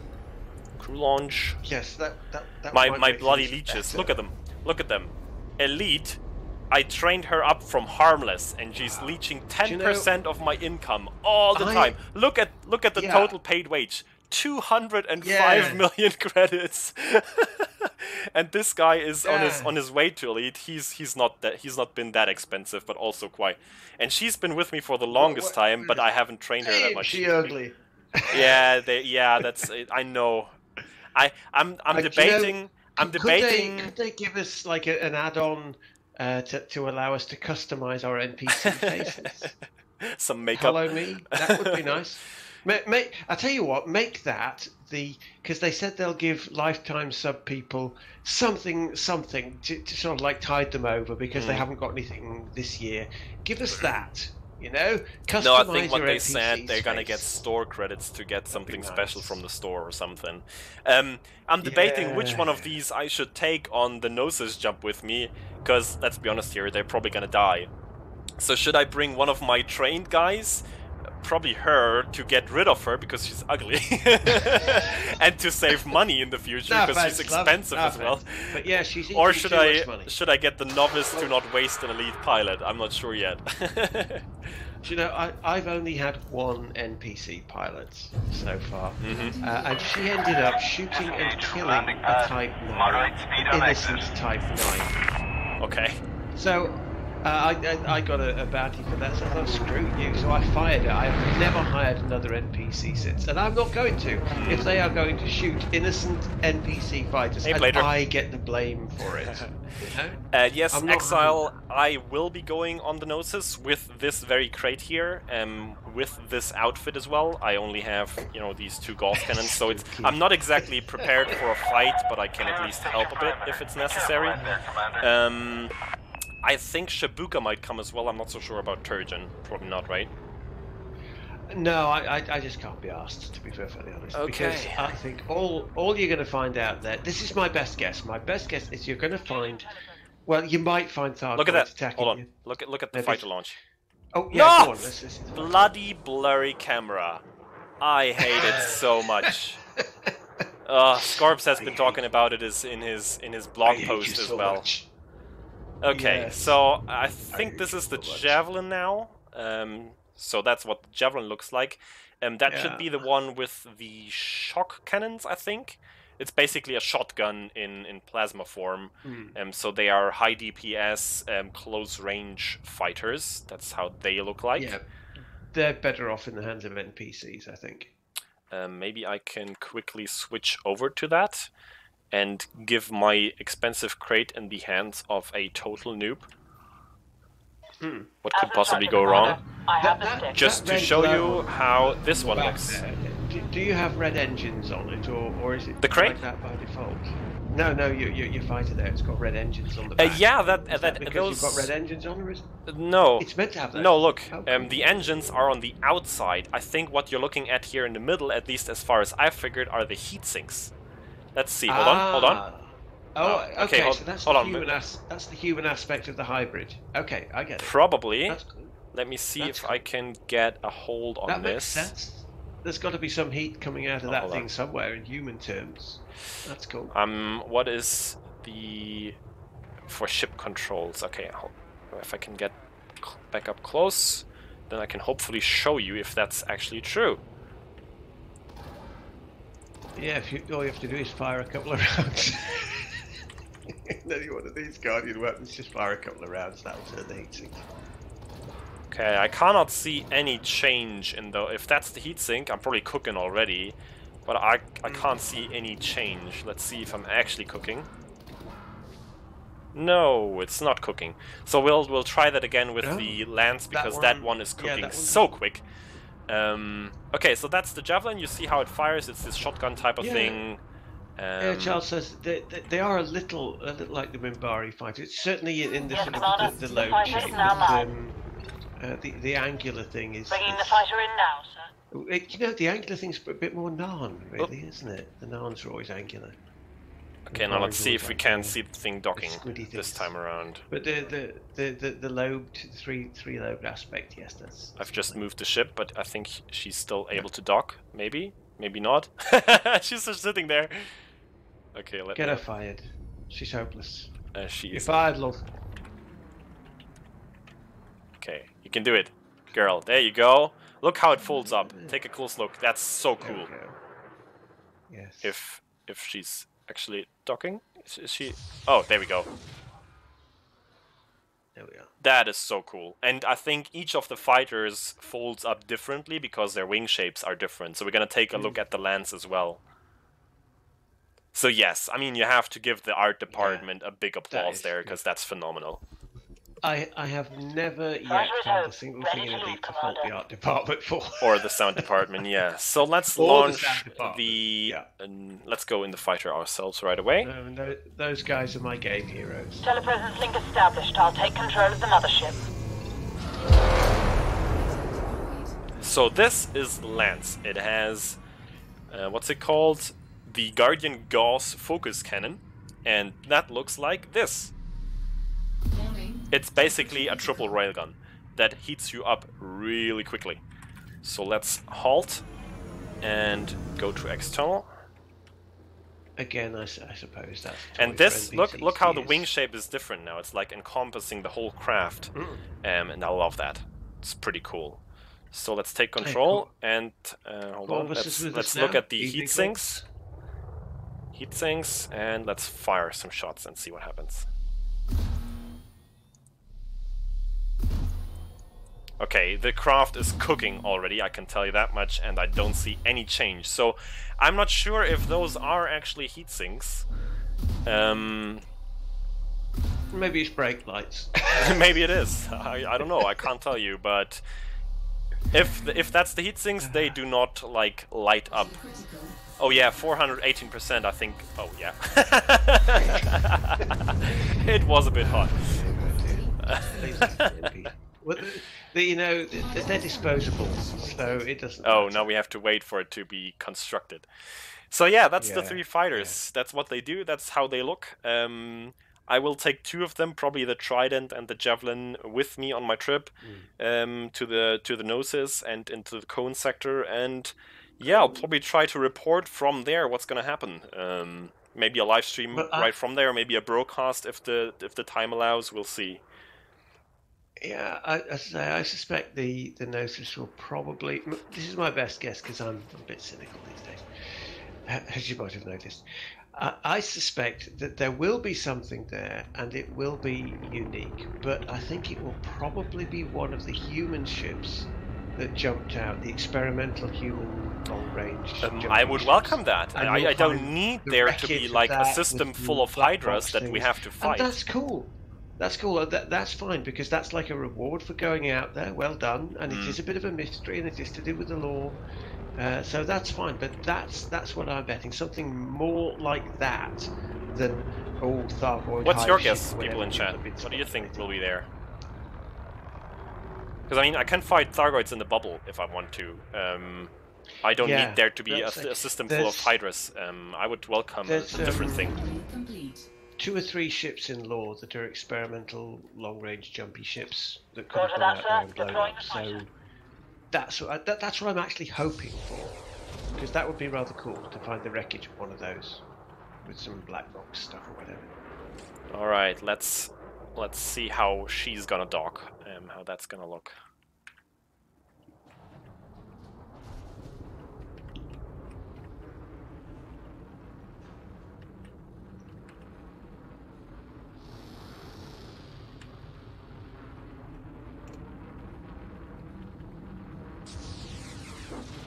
Oh wow, look at that, that's so cool! I mean, look at... oh, that's weird. Okay, never mind that, what just happened there, but it looked pretty damn cool. I almost like how they look folded up better than they look when they're not folded up. But hey, that's just me. Need to work on that. They may still glitch a bit, but yeah, that was cool. And also, by the way, the main reason I'm taking... like a spider. The main reason I'm taking the crate is this. Well, that's not it. It's this. Don't give those Shibuka, it's spidery. Very spidery. You can see our Gauss cannons firing. Yes! Yeah, they are very cool. Seeing the big guns on the side of the ship like that, that is one of the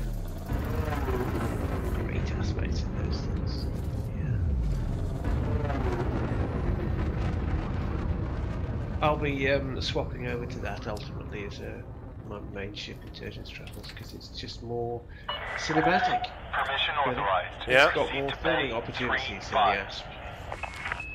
So what do we do now, lads? Should I start jumping out towards the Gnosis? What do you think? I mean, I'm not gonna get there in time on this stream, but I might as well start going there, because that's gonna be what I'm gonna do tonight. If you're kitted out, just double check that you're Yeah, I'm gonna double check real quick, and then I would need the system that the Gnosis is currently in, because I'm not up to date on that. I think it jumped again yesterday or 2 days ago. So let me know, please, if you can, where it is. Well, I'm sure our third-party apps will find it for us there, won't we, bros? It's actually on the wiki. That's what I mean. Somebody will find it for us. I'm just being frontier there. Somebody will find it. Thanks, for us. Iman. The system seems to be again. Autots ST-ID9-4. I'm gonna copy that and plot a route and see how far we have to go. I am glad that you can copy and paste things into the galaxy. That is very fortunate, yes. I would be We'll I have bring enough trouble biscuits. with the galaxy map in VR anyway. I can bring stroop waffles, I don't have biscuits. But doing that does help slightly. So we're going 1,600 light years for this, which is quite considerable. I have jet cones activated, that's good. I do not expect to come back anyhow, and why does it not say how many jumps that is? Weird. Okay, let's check real quick if we have everything. Let's restock, let's refuel. Advanced maintenance, let's get that integrity up. Let's get the paint job up to snuff. And we should be good. Let me sell my cartographic data just to get some money. It doesn't hurt. 1.5 mil. Do you know, when I came back from Colonia, I had a load of exploration data.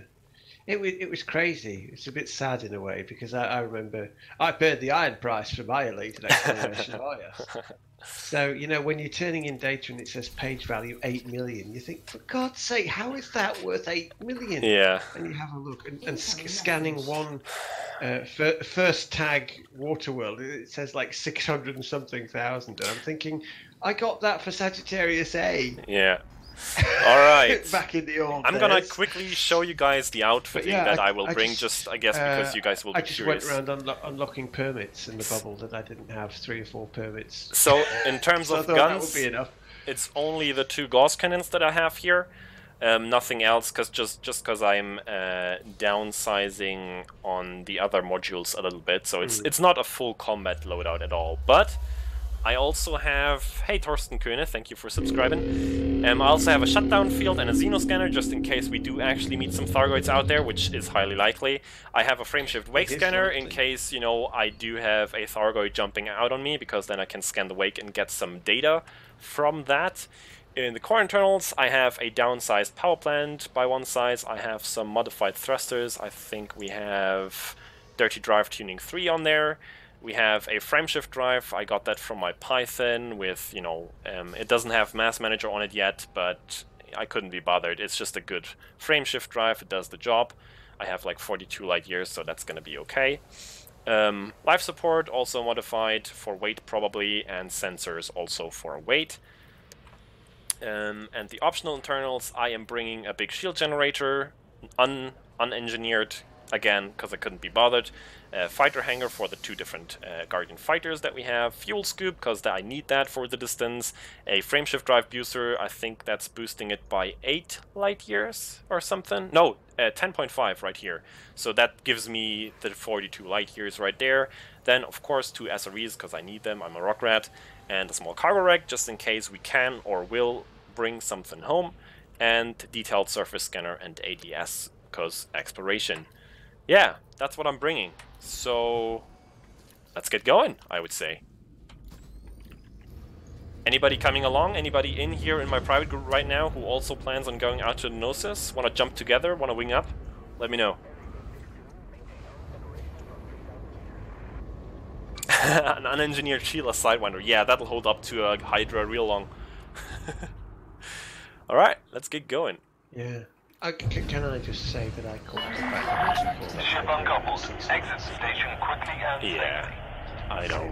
I mean, it's pretty obvious. Having said that, I don't know what they'll call the next one, if there is a next one. Maybe the Centaur? They've run out of base names. Okay, now we see it. 43 jumps, so I'm not gonna make that in 20 minutes, unfortunately, but I'm almost gonna get there.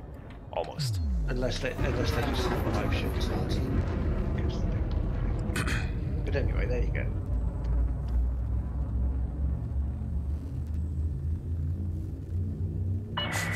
go. Spooky says he thinks I killed the Dutch challenge when I did it as Sue Sing.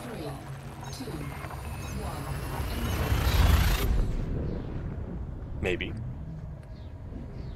No, I actually liked Dutch challenge. It was like a trademark thing of ours, but then Tim had to take like a timeout because of university, and Yeah, it's not the same without Tim, so blame him.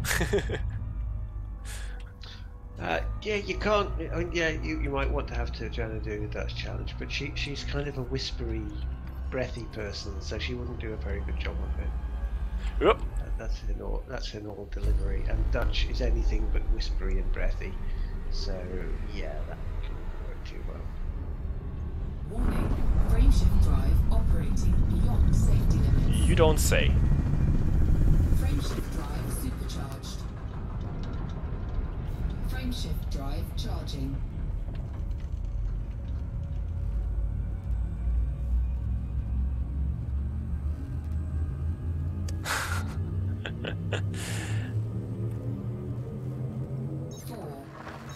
Yep, if there's gonna be a mountain, I'm gonna scale it. You know it.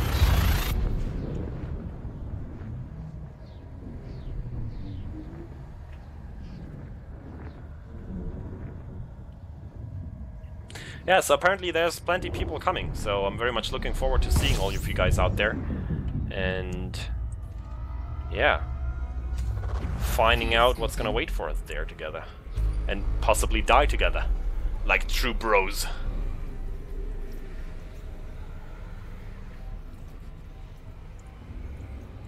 Are you still here with us, Turgeon? What's going on? I'm typing. Oh, okay. And Sorry. you know what happens when I type with the mic on. Yeah, that's true. With this mechanical keyboard. Carry on. With you in a minute. Penny Umbra wants to see why don't you do it right. Wants to hear Turgena say why don't you do it right.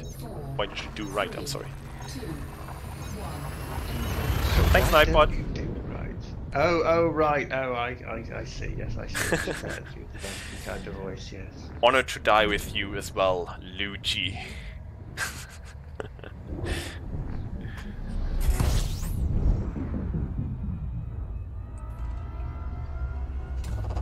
Fuel scooping. It's probably only Penny and I who deal with that. Oh, wait. Which pilot did I bring now? Oh, no, Sinclair probably know who Julian London is. Wait, where's my...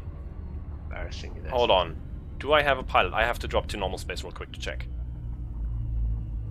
Because if I don't, I have to turn around. Frameshift No. drive charging. I said drop.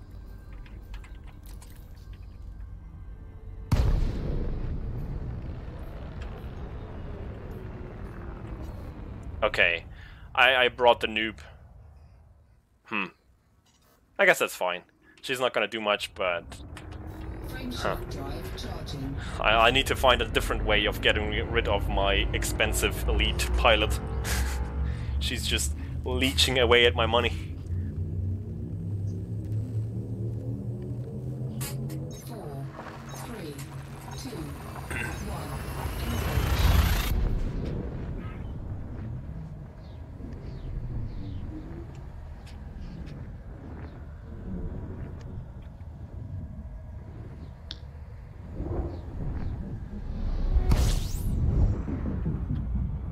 Oh god. Have I been inefficient, Zandaris? Fuel scooping. I'm so sorry.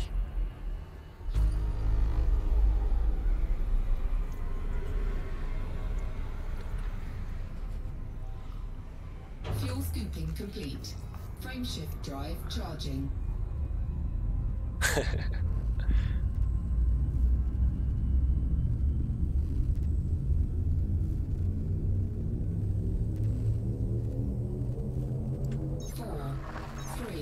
The pigeon? Who's the pigeon, Spooky? I will gladly let her fight, like a gladiator battle. 2 going in, 1 coming out. Oh, the pigeon variant, the new Thargoid, I get it. Okay, yeah, I'll let her fight that solo. Fuel scooping. Of course. Which fighter should she take? The shotgun one, the plasma cannon one, or the railgun one? Drive charging. Like, do we tamper her ability, or do we, like, by giving her the plasma cannon, which is like all over the place, or do we give her an advantage by giving her the rail cannons that she can gladfully cheat with and hit everything over 3 kilometers distance? She thinks she's elite. Well, she she's claims that. Oh, look at me, I'm elite. Stuff there. But this girl here, I can't change. Oh, at least not in mid-jump.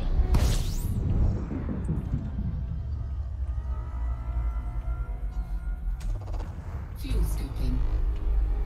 So yeah, there we see. I was a test pilot for Achilles. Warning. Oops. Hull integrity compromised. Oh well. I just wanted to read this out. I was a test pilot for Achilles Aerospace for years. I had some fun times on that job. Times have been tough. What now? Fun times or tough times? And when they came to repossess my home, I knew I needed a fresh start. Tenacity will always win out. I've been down and almost out, interdicted down to my last drop of fuel. Just grit your teeth and keep pressing the trigger. Okay, whatever you say, girl.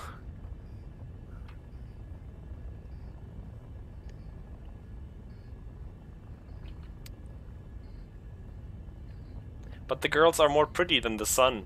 Or the star. Oh, come on, don't give me the target obscured. Are you kidding me? Frameshift drive charging.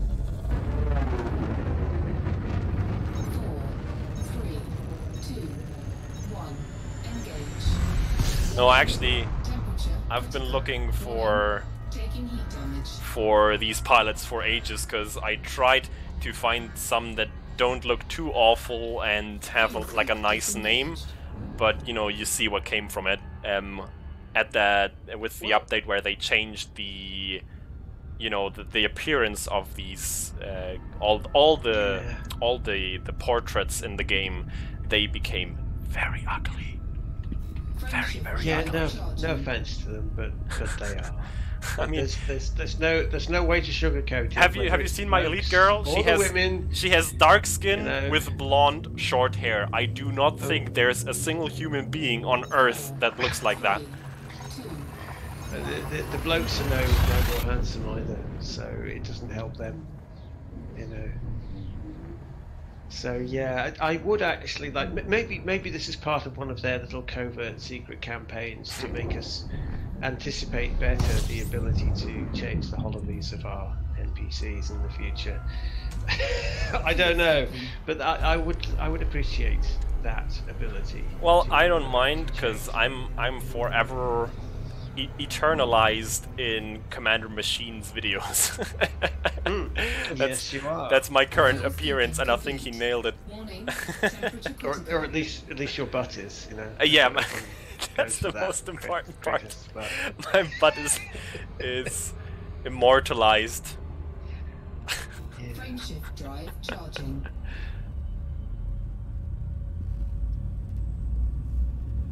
Rumors, It's Lucci. quite fun Rumors. coming up with that, There's no proof of that ever happening. None at all.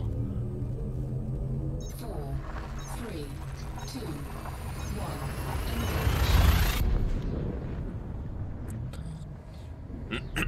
Yeah, true Sinclair. Simon Phoenix, dark skin, short blonde hair. Yeah, he also had odd eyes, but he also had a little goatee beard, didn't he? I don't think you want that on your NPC. Oh girl, God, do you? please no. Nightmares ensue. Beards? And Plater knows.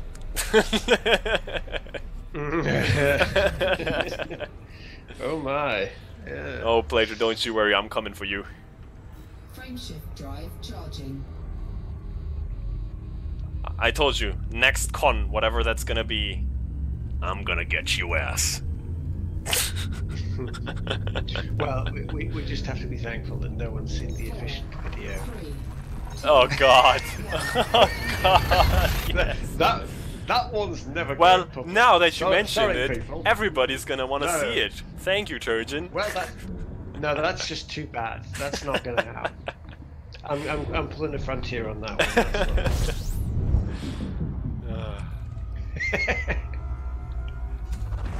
fuel scooping. What? The pictures in my head, Plater. What? What? Fuel scooping No, complete. it's not going to happen the same as the Turjana selfies. That's, you're not going to see those either, anybody. even though such a thing is perfectly possible in iClone. Not that I'd know. It's But okay, yeah, Nightbot. I'm not shy. 4, 3, You can watch if you can take it. Oh god.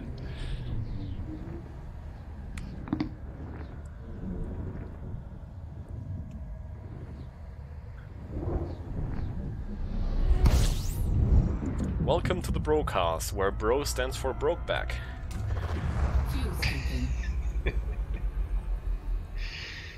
Well, no, that was Josh. Josh was up a mountain today. For different reasons, though. fuel scooping For different complete. reasons, yes, yes. Frameshift drive charging. You do have a Hey, lot of that bloom on. I'm pretty sure that's a Yeah, new okay. record, Charles. You have to give us that much. I'm pretty sure there was some reference earlier on. 3, Dig back through it. 1.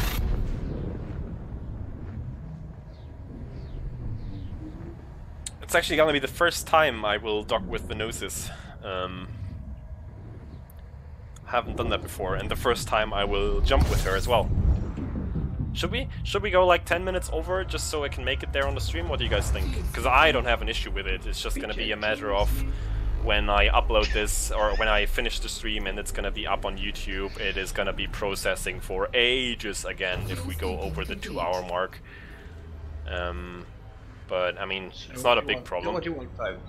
Did you want? I mean, it would be Great. kind of a nice conclusion for the BroCast for me to dock at the Gnosis. It would. Yeah. Certainly, it'll be your first time. Right. If you guys have the time, So- I will gladly take the time and make the last 10 jumps or so I will have missing there. So you'll be going up to the Gnosis for your first time. and- Alright, So- people want me to go for it. Be gentle with me. Gnosis will say, greatest, be gentle with me. It's your first time. Hold tight, I'm going in! Fuel scooping.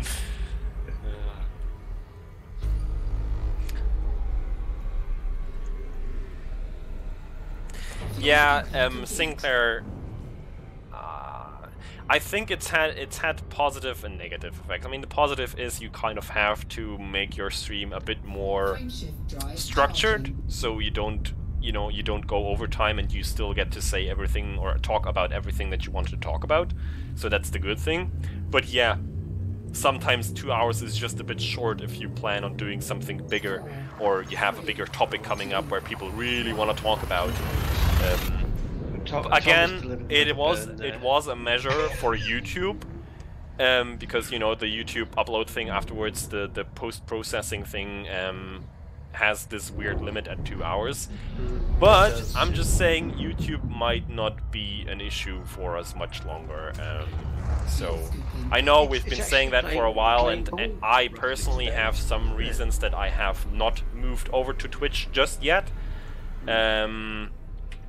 But I will in the future. It's just a matter of time. And for Josh, I don't know, he could switch over to Twitch really anytime he wanted, really. So we might see the BroCast on Twitch, maybe sooner rather than later. But we'll have to talk to him about that. He has been rather busy, and he didn't have much time to spend on gaming lately either. Which is fair enough, I mean. But he might have in the future. That's the thing. But yeah, it's YouTube's actually playing ball tonight. It's not lagging 11 minutes behind. So Yeah, that's how's the nice. delay on the stream? I'm actually curious because Oh, it's not much. I'm looking at chat and in chat and chat on the stream. It's because not much at all. that has been rather severe in the past, with like up to like 30-second delay or even worse than that. And I Well, didn't it change got much. to 11 minutes on one of the Eve streams. Wow. By the end. I mean, I haven't changed much. I think I turned down the bitrate just a little tad bit. I hope it's not too noticeable in terms of quality. But I think it was probably just the YouTube side of things, not much that I was able to do there. Because my internet should now be good enough to support these kind of bitrates without any like lag or something. Okay, cool. Happy to hear that, at least some good stuff. but still, that's not gonna save YouTube from its demise of many streamers leaving the platform. I mean, just look at the announcement, the streamer announcement post for this update, which was posted like 4 days ago or so. I think 95% of the streamers there were on Twitch. It was like 4 guys or so that had a YouTube link there. So that tells you what's going on there. Again, I don't think Twitch is the perfect platform for a format like the BroCast. It's just too too vain, let's say. It's focused on vanity, you know, of entertaining people there and then in the moment. Of course, Twitch now also has, you know, these kind of playback features, or you can save videos for later. It's there. I haven't looked into it, but I think YouTube is still a nice platform if you want to kind of, you know, have this podcast kind of format and archive it over longer times. Because, you know, people come to YouTube to watch videos. And of course, the other option we still have is recording the stream and then uploading it to YouTube afterwards, which is probably what we're gonna do. I just don't know if my PC could actually take that, if it could stream and record to the hard drive at the same time. That's gonna be a whole new challenge. Yeah, that's sad but true, Pleasure. I've seen it times and times again. I don't know why that is, and there's still this weird divide between Twitch and YouTube streamers. I've been working hard to remedy that. I've been trying to build some bridges. We have been trying to it's build. just not quite worked out. We've both been having a go, trying to sort of like, you know, get these communities together. But I'm afraid again, this harks back to what I was saying earlier about modular thinking. Yeah. They have this whole modular, divided, departmental thinking, and it follows through into, oh, we've decided to follow Twitch, and they just don't think about YouTube because they've already thought about Twitch. It's a mindset thing, you know. I think it's endemic, unfortunately. That's actually a good point, Zendaris. That's one of the reasons I haven't switched over to Twitch just yet, because the name I want to have over there is currently not available. I don't know if it ever will be available, but the thing is, on Twitch, when you search for somebody, it's a very bad search machine, like search engine, because it will, for example, if I search for Grey, and my name over there would be Commander Greatest, it would not find me. It will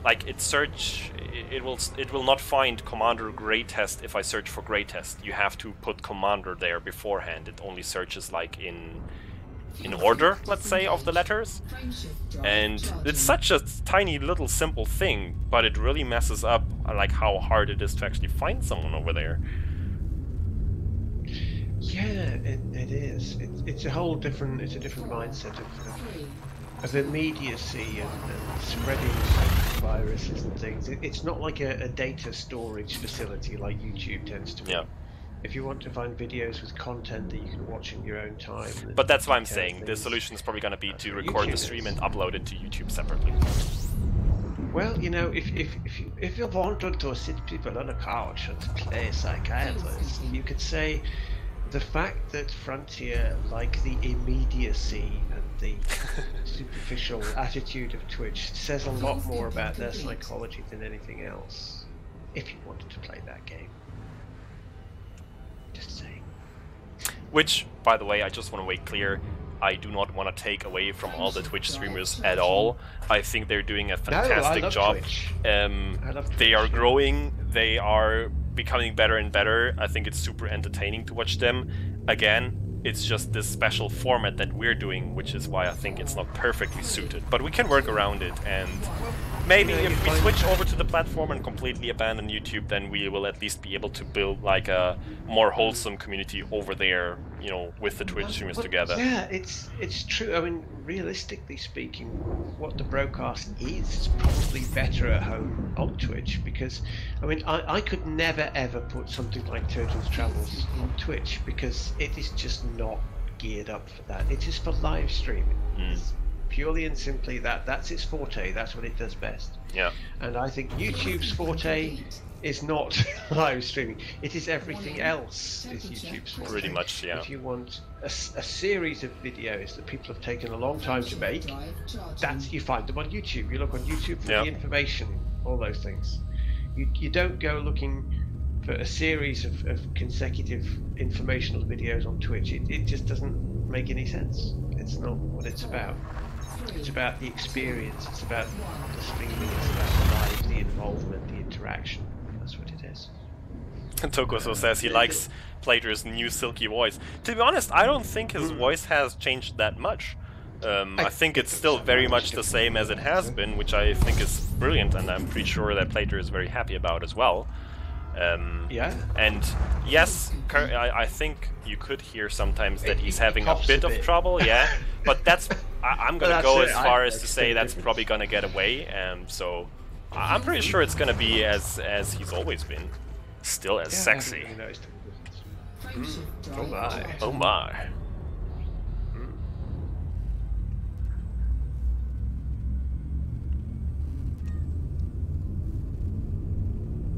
Everybody's got a big man crush on Plater, I can see in the chat there. 3, 2, 1. Commander Woex has come online. I do not recall ever seeing that name before. But apparently he's on my friends list. Or they are on my friends list. Wokes, that is. Wokes. English surname, yeah. The more you know. How far do we still have to go? Frameshift drive 21 jumps. Yeah. So we're gonna. I thought I heard Clive for a moment there. It's probably my chair. That sounded like a cat. I was gonna ask about it, but yeah. Well, my cat was wandering around in here a moment ago, but he's a quiet cat. He's a ninja cat. He doesn't say much. But yeah, my chair makes cat noises. Which is probably very confusing for your minion. It is, yeah, well, he's used to it by now. He's old, he's 8. But yeah, this chair of mine is a bit crappy. I tend to sort of have to stop halfway through streams and sit by the side, get my penknife out and screw the little... Uh-oh, we're doing another... You know, they're not proper screws. You know those things that have little hex holes in the middle? And you can never find the proper tool to go in them. We're doing another charge jump, well, that's what I do. I get my penknife out and stick it in that and screw these things in. Just about time before it collapses totally, but you know, it still works, so that's fine. 4, 3, 2, 1.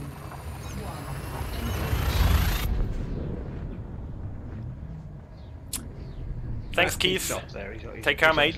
Thanks for hopping by. The bell's rung and he's got to go. Last orders, please. You're thinking about a cyber pet to keep you company, like a night cat? Warning, frameshift drive operating beyond safety limits. Frameshift drive supercharged. Frameshift drive charging.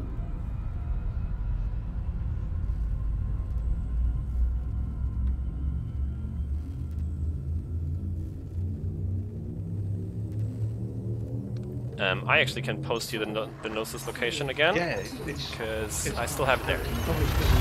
In your Sinclair, Ayman beat me to it. He was quick. Yeah, I gotta say, unless you had something else in there from some dodgy site you were looking at in the meanwhile on your journey to pass the time, we won't judge.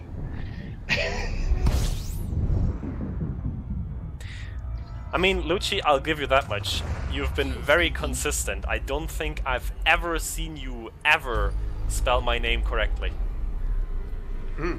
Chapeau. True. Frameshift drive charging. Very disciplined. I appreciate that.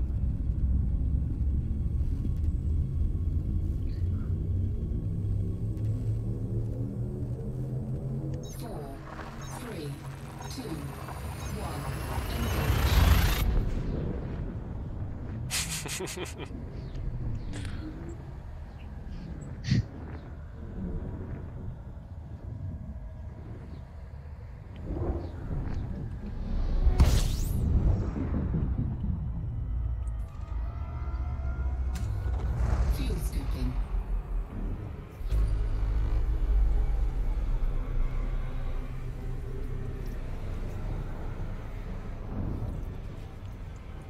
I mean, look at the name of my ship. If we can see it once the star is away.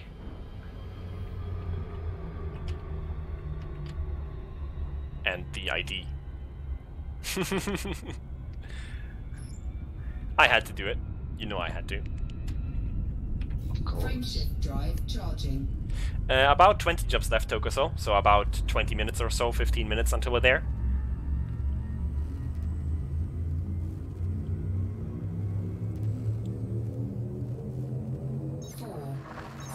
Yes, Killicaf, this stream will go until I'm docked at the Gnosis. We decided I want to finish it off there. So yes, it's going to be longer than 2 hours.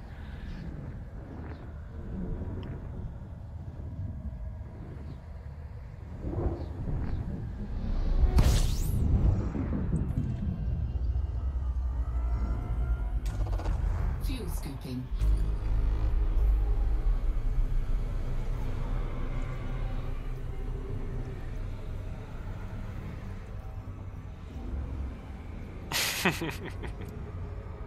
I love you too, Lucy. Drive charging.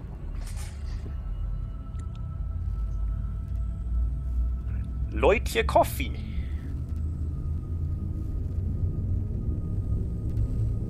Thanks, Penumbra. Take care, mate. Have a good time. 3, 2, 1.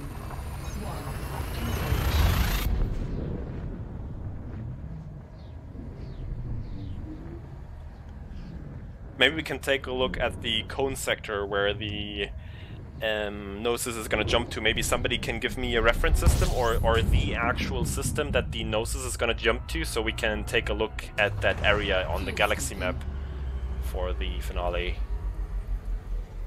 Because I'm actually curious, I've never taken a closer look at that sector. Frameshift drive charging. Oh, that's lovely, I'm in. Good question. I guess we not gonna have any like any services available, but I mean we can still dock, and I don't think its jumping capabilities can be UA bombed, so whatever, I guess.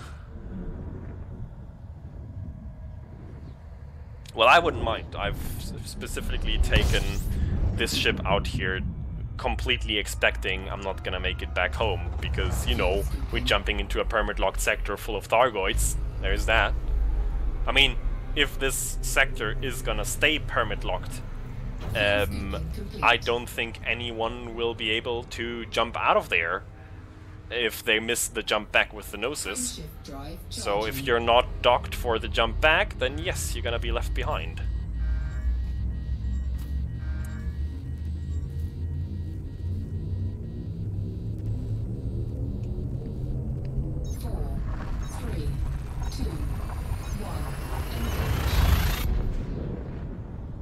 Not sure, Dave.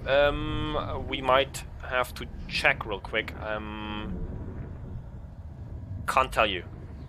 Maybe Iman can check, because he's already there, if there's limpets available at the Gnosis. Not sure. There's usually limpets available everywhere. Thank you for the reference, Charles. I'm gonna copy that real quick. Sorry for Discord showing up there. Things yourself, you know, anything you can synthesize yourself should be available in any station. Yeah, that's true. Yeah, it should be. Logic. Yeah, okay, that's a good point, Ironheart Gaming. The Jug Station also got like scrambled with the EA bombing. Do we have it official though that was the reason for the misjump? Or was it something that FDev planned regardless? They planned it. Yeah, I don't think they would have like a player action affect their plans that short. That was obviously their whole plan right from the very start, before anything was done, because there was the moment that they announced that Jax was going to jump to Beagle Point, there was a huge outcry from everybody who'd been on this world saying, "Oh, why not just throw everything we did in the bin? You insulting bastards!" That's what they said. Because FDev again didn't realise what the reaction was going to be. They thought, "Hey, this will be good. We're gonna jump Jack's station to somewhere near the core." And leave it there, and that was what they thought. And then they greatly misestimated that. Rubbishy story about where it was originally intended to go, and they never anticipated what the response would be to that because they don't think things like that. No offense, but they never do. They never do. They need an oversight committee. That's what they need. A player liaison oversight committee that they should call and say, "Hey guys, we've got this great idea that we want to do this," and they go, "Oh, geez, mate, no, don't do that. Don't do that. Yeah. Players won't like it." That is so true. Oh, really? Yeah, really. But I mean, they right, kind we of won't do have that in terms of, you know, the YouTubers out there that, you know, when the news come out, They don't kind look of at YouTube. No. The problem is they do, but they only do it afterwards. You know, they don't look talk. late, They yes, don't they say look we late. want to do. They go here. We are doing that. Deal with it, and then they get the Yes. feedback. We've done something. What know, did we've- you say about it? Yeah, we're doing something. What is Twitch saying? Yeah, some kind of about it? council would be We've done cool, or something. just, you know, What go did back you to about beta it? testing Yeah. maybe. I don't know why they're kind of not doing that anymore for all these updates, but that wasn't too bad, to be honest. Well, you know, it backs up again what I said about this attitude of fear and paranoia. And Yeah. Oh they don't God! want people Woo! beta testing what might turn wrong on them. It's as simple Holy as that. moly! Look at the system. I'm pretty sure I just saw a third star there. Oh yeah, that down there.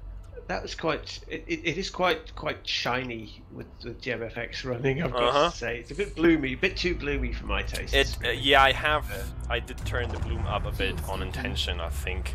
It's basically more saturated colors, Well, brighter it's like brights, flying and a with bit beer gloomy. goggles. Yeah. Fuel syncing a complete. bit. Frameshift Give drive those settings to charging. Oxy. I'm sure he'd appreciate it when he's Frameshift drunk. drive charging.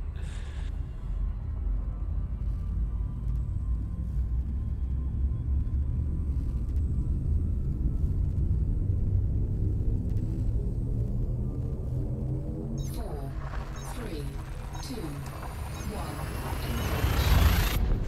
one. Charles, to be honest, I'm not too optimistic.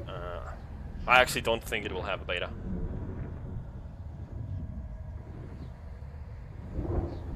I mean, I can turn it off for you. Hold on. See? And we're sitting here in front of the star. I think it was F9? Yes. So that's what it looks normally, and that's what it looks with GemFX. So yeah, they have the direct comparison, which I kind of like. You can turn it off and on whenever you like. The only thing I did actually adapt in the game is my HUD brightness. I went over here to the functions and adjusted my HUD brightness down. I think I had it at like 4 or 5 or so, because this also kind of brightens up the HUD a bit, so it works just fine. But other than that, you can switch in between whenever you want or feel like it, which is pretty cool. Fuel scooping complete. Frameshift drive charging. No, these are exclusively post-processing filters. Those come with the game by default. It doesn't change anything in your frame rate at all. 4, 3, It basically just adjusts some levers on those post-processing filters that are on the game anyhow, so a different image comes onto your monitor. That's all it is.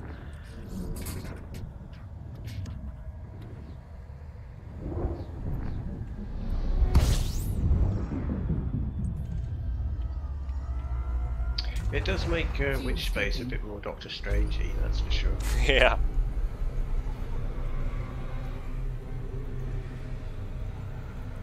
Oh, we're flying through some coronas here. warning, temperature critical. Cola would appreciate that, I'm sure. Charging. She loves those. It's so lovely when she gets super excited about... You know, I kind of miss that. I kind of wish I was like that again, because that's exactly how I was at the very beginning, like when I first did all this stuff on my own. But now I've played this game for so long, this stuff has just lost its excitement for me a little bit, which I think is sad, because yes, it is amazing to be able to fly through the corona of a star in your ship, through coronas of every star that you want. That's absolutely amazing. It's just, it's gotten kind of common for us oldies in the game, and I wish I had that enthusiasm and excitement again about stuff. But that's why you need updates with new content. Ugh. Isn't it? Yes. I mean, I did get excited about those fighters. They look amazing. I love them. But it's like, it's fighters. You can only get so excited about 3 new fighters. Like, it's not that big of a deal.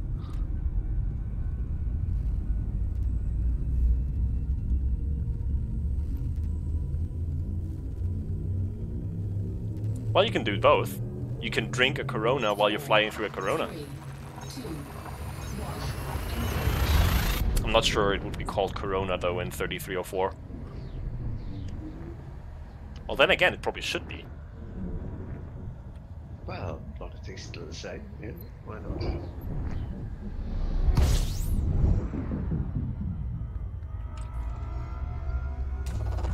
Fuel scooping.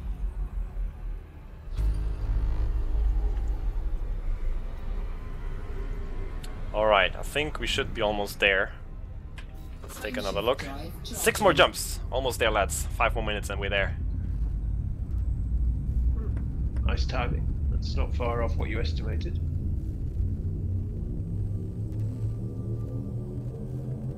Four, 3, 2, 1.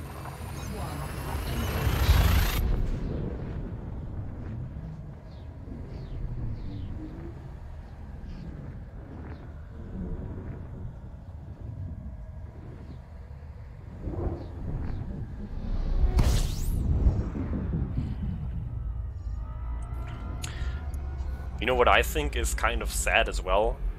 With all these discussions about, you know, the several bits and pieces of each update and, you know, the minute details and what people don't like and what people do like. And because the story is trickled out so slowly with all these updates, like spread across a whole year, or now when you talk about Thargoids, even 2 years, whatever. The kind of lore aspect of all these updates, that we now suddenly have Guardian tech to play around with, which is like a major achievement for humanity itself, and potentially its savior against the Thargoids. It's just not a topic. If I were to have a criticism of that, it would be that if Ramtar, and it was pitched as Ramtar had come up with these Guardian fighters, wasn't it? You know, Yeah. Go look at Ramtar. Hey everybody, I've made these Guardian fighters. If he'd made these to help humanity in the fight against the Thargoids, why should an individual pilot have to sit next to an Epsilon data obelisk for 2 hours, collecting the right bits of data to get the unlock to buy this fighter, But hey, which Ramtar has made to save humanity? We're not even getting them from Ramtar. We have to throw these materials at some random no-name technology broker to then be able to buy them basically everywhere. Yeah, you're purchasing the rights to buy the fighter from everywhere. And that goes back to what you've always been saying, Turgeon, about the Pilots Federation pilots should be like they should be like the heroes. They should be like these elite unit of excellent spaceship pilots. Well, and I mean, this is the thing. This is that's always bugged me, because DJ would want everybody to be nobodies. That's his play style. He likes that. And Frontier are on the same page as him, unfortunately. And then you've got the opposite, which is like the Dragonborn. Oh, you're the chosen one. You're the chosen. Well, you can't be. I'm the chosen one. You can't have everybody being the chosen one. But if you take a game like, yes, I'm going to say it, City Heroes, everybody in City Heroes was a superhero. We were all superheroes. Everybody wrote their own backstory, everybody had their own power sets. So you were all superheroes. You weren't the ordinary citizens, but the ordinary citizens recognized you as something special to rescue them from the bad guys. So you didn't have to be the chosen one. You were part of a special group. And everything that applied to one member of that special group applied to all of them. You all did the same missions, you all did the same story arcs, because you were the special people. And even, I'm going to throw this out there right now because it's probably going to come up. Even if you're harmless, because, you know, everybody here started out as a harmless pilot in each of the 3 categories, why don't you attach that you know, speciality that you kind of have to your ranks, you know?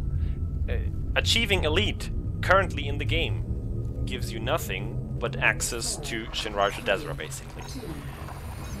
Why don't you attach that kind of being special to your rank? Like, maybe you have to hit elite. I would be fine with that. But if you're like dangerous, that's already like a major achievement. Like, you're one of a few that are dangerous, and you should be recognized for that. But like, it's just not implemented in the game in any way that I can think of right now.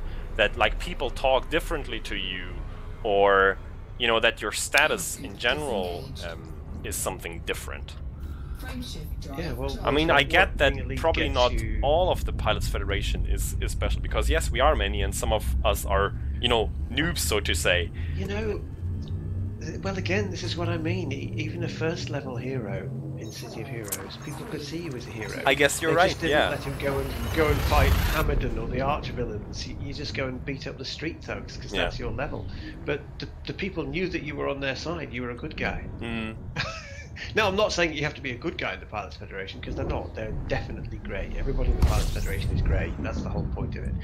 But everybody recognises that because you're a member of that organisation, you're something different, something special. All right, we just arrived, lads. Let's face it. We're players. We're players. We play games. We want to have our egos flattened a bit. Of course. You know, that's part of it. That's why you're doing it. That's why you're playing a game. You want to be a bit special. You don't want to be totally special, like godlike special. Just a bit special, and you're not. Or you're not special, getting that, kind of special. You know. Yeah, it's special. We don't want that special. But we need to have that extra little zing of people think you're special, because you are, and you go to the station and go, oh, you remember the Pilot Station? You go, yes, I am actually, yes. And we don't want to be mocked or you know, approached rudely by some random engineer. Yes, they are special as well, but so are we. Yeah, I mean, they always treat us like we're some annoying git that comes along. Oh yeah, here you are. We're their top bloody customers. Yeah, exactly. We're their only customers. Like you did it again, guys. Blame Scorpius for the loop. Totally blaming Scorpius. But yeah, I mean, I'd like it if, because I mean, it's supposed to be the Wild West. It's supposed to be this frontier attitude out there in space. And if the people interdicting you said outright in the little text box that they were having a go because, oh, you people of the Pilots Federation, you think you're so tough, you know, like show me what you got. Wild Bill Hickok. Yeah, you have a go at the gunslingers because you think, oh, you're not tough, you gunslingers. And that's what we should be. It should say, oh, Pilots Federation, oh, we're having a go. And then you just shoot them down. Or go, oh, the other way around, tough. You should get interdicted, and then if it's like a novice pirate or something, and you're like elite in combat, he should go, oh my god, what did I do, and like run away from you. Yeah, sorry mate, didn't realise the Pilots Federation. Then he should drop you in front of his car. Let me drop something for you. Yeah, exactly. Yeah, that should be totally how it should be. Yeah. So you've got that feel of being part. There we go. The Gnosis will be departing for Cone Sector FNJ B90 in 4 days and 9 hours. So now you guys know how much time you got left. With flight regulations as you approach this vessel. I'm gonna take a good look at this. First time I'm seeing the Gnosis. Yeah, do. It's cool. It's a cool ship to have a look at.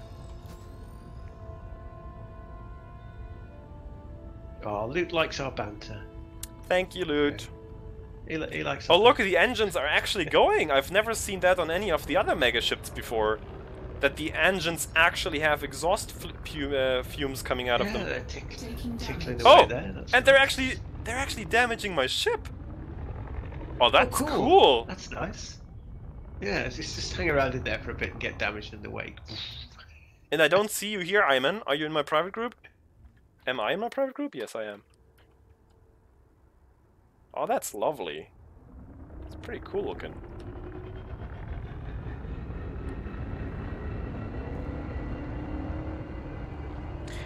I've never seen one that actually has, though. For example, the Dove Enigma did not have its engines going. So I guess it's only the mega ships that actually jump around, which is only the Gnosis? Is there any other mega ships?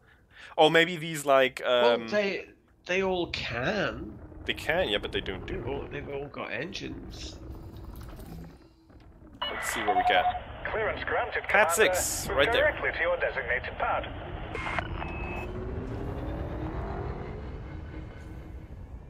Landing gear Oh, deployed. not you. Oh, maybe I should take a screenshot with the Gnosis.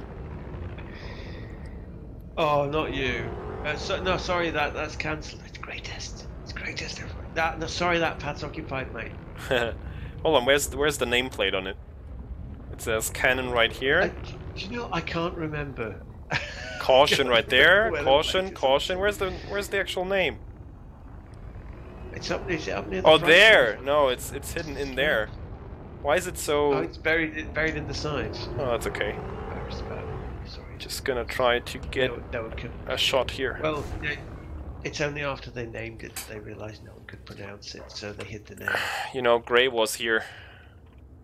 Yeah. Get your lasers. Write that under the name.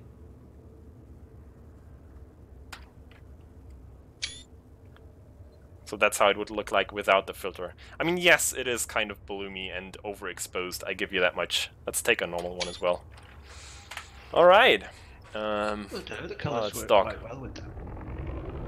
But it's a bit sort of grittier 70s sci-fi without the filters. Yeah, but it's got some. It's a bit Abrams with them, but not too Abrams, which is cool. You don't. No one wants to be too Abrams. You don't want to go down that road. There's no way back from that road.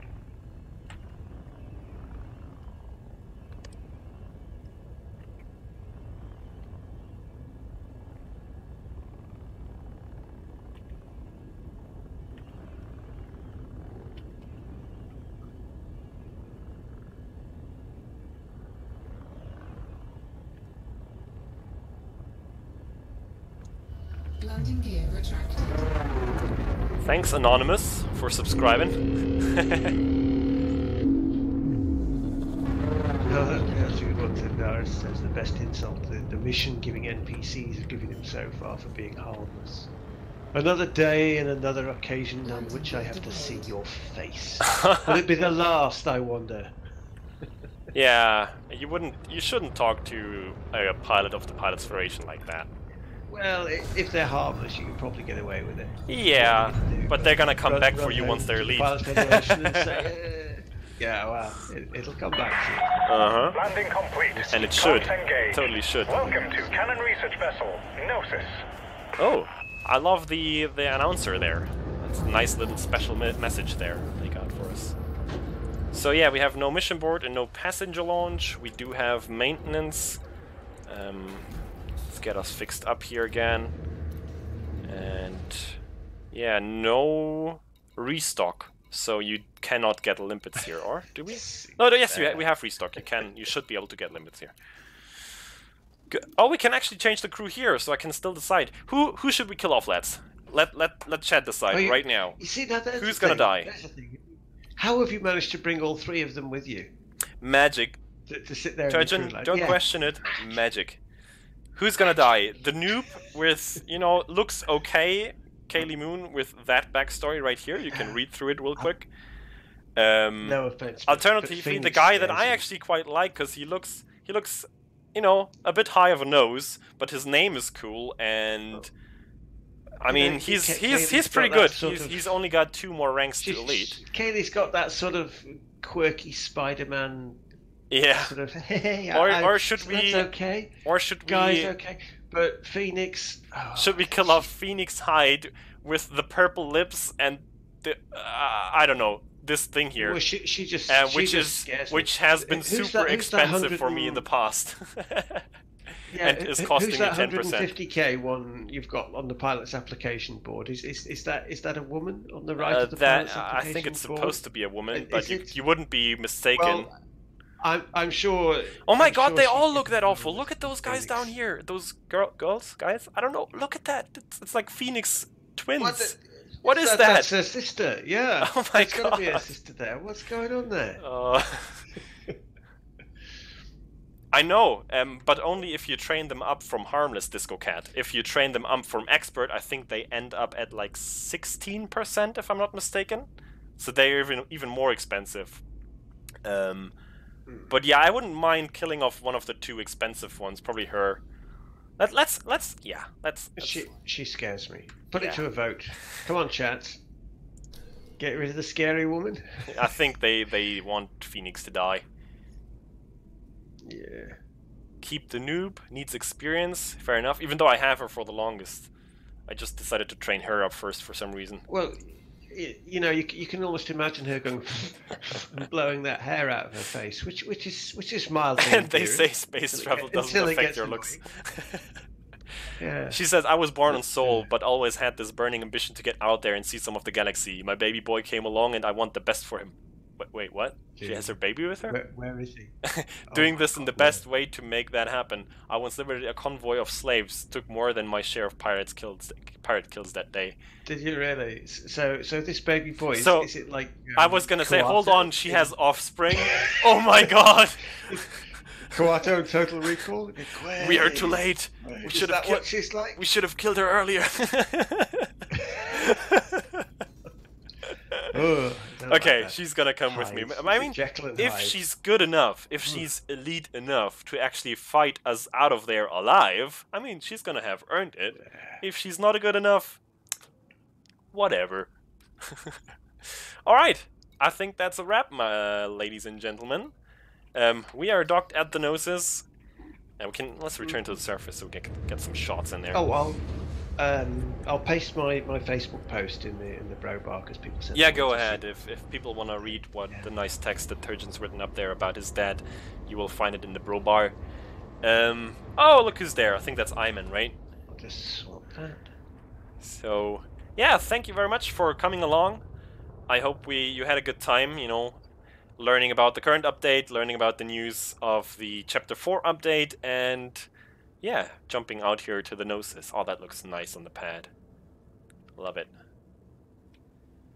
Well then, everyone, thank you so much. Have a good day, have a good night, have a good weekend. Turgeon, was a pleasure. Yeah, it just gave me something to do. It's just better than being at a loose end, so that's something. Cheers. Excellent. So, Cheers everybody for that. cheers everyone. Thanks. This team. is Commander Greatest, signing off.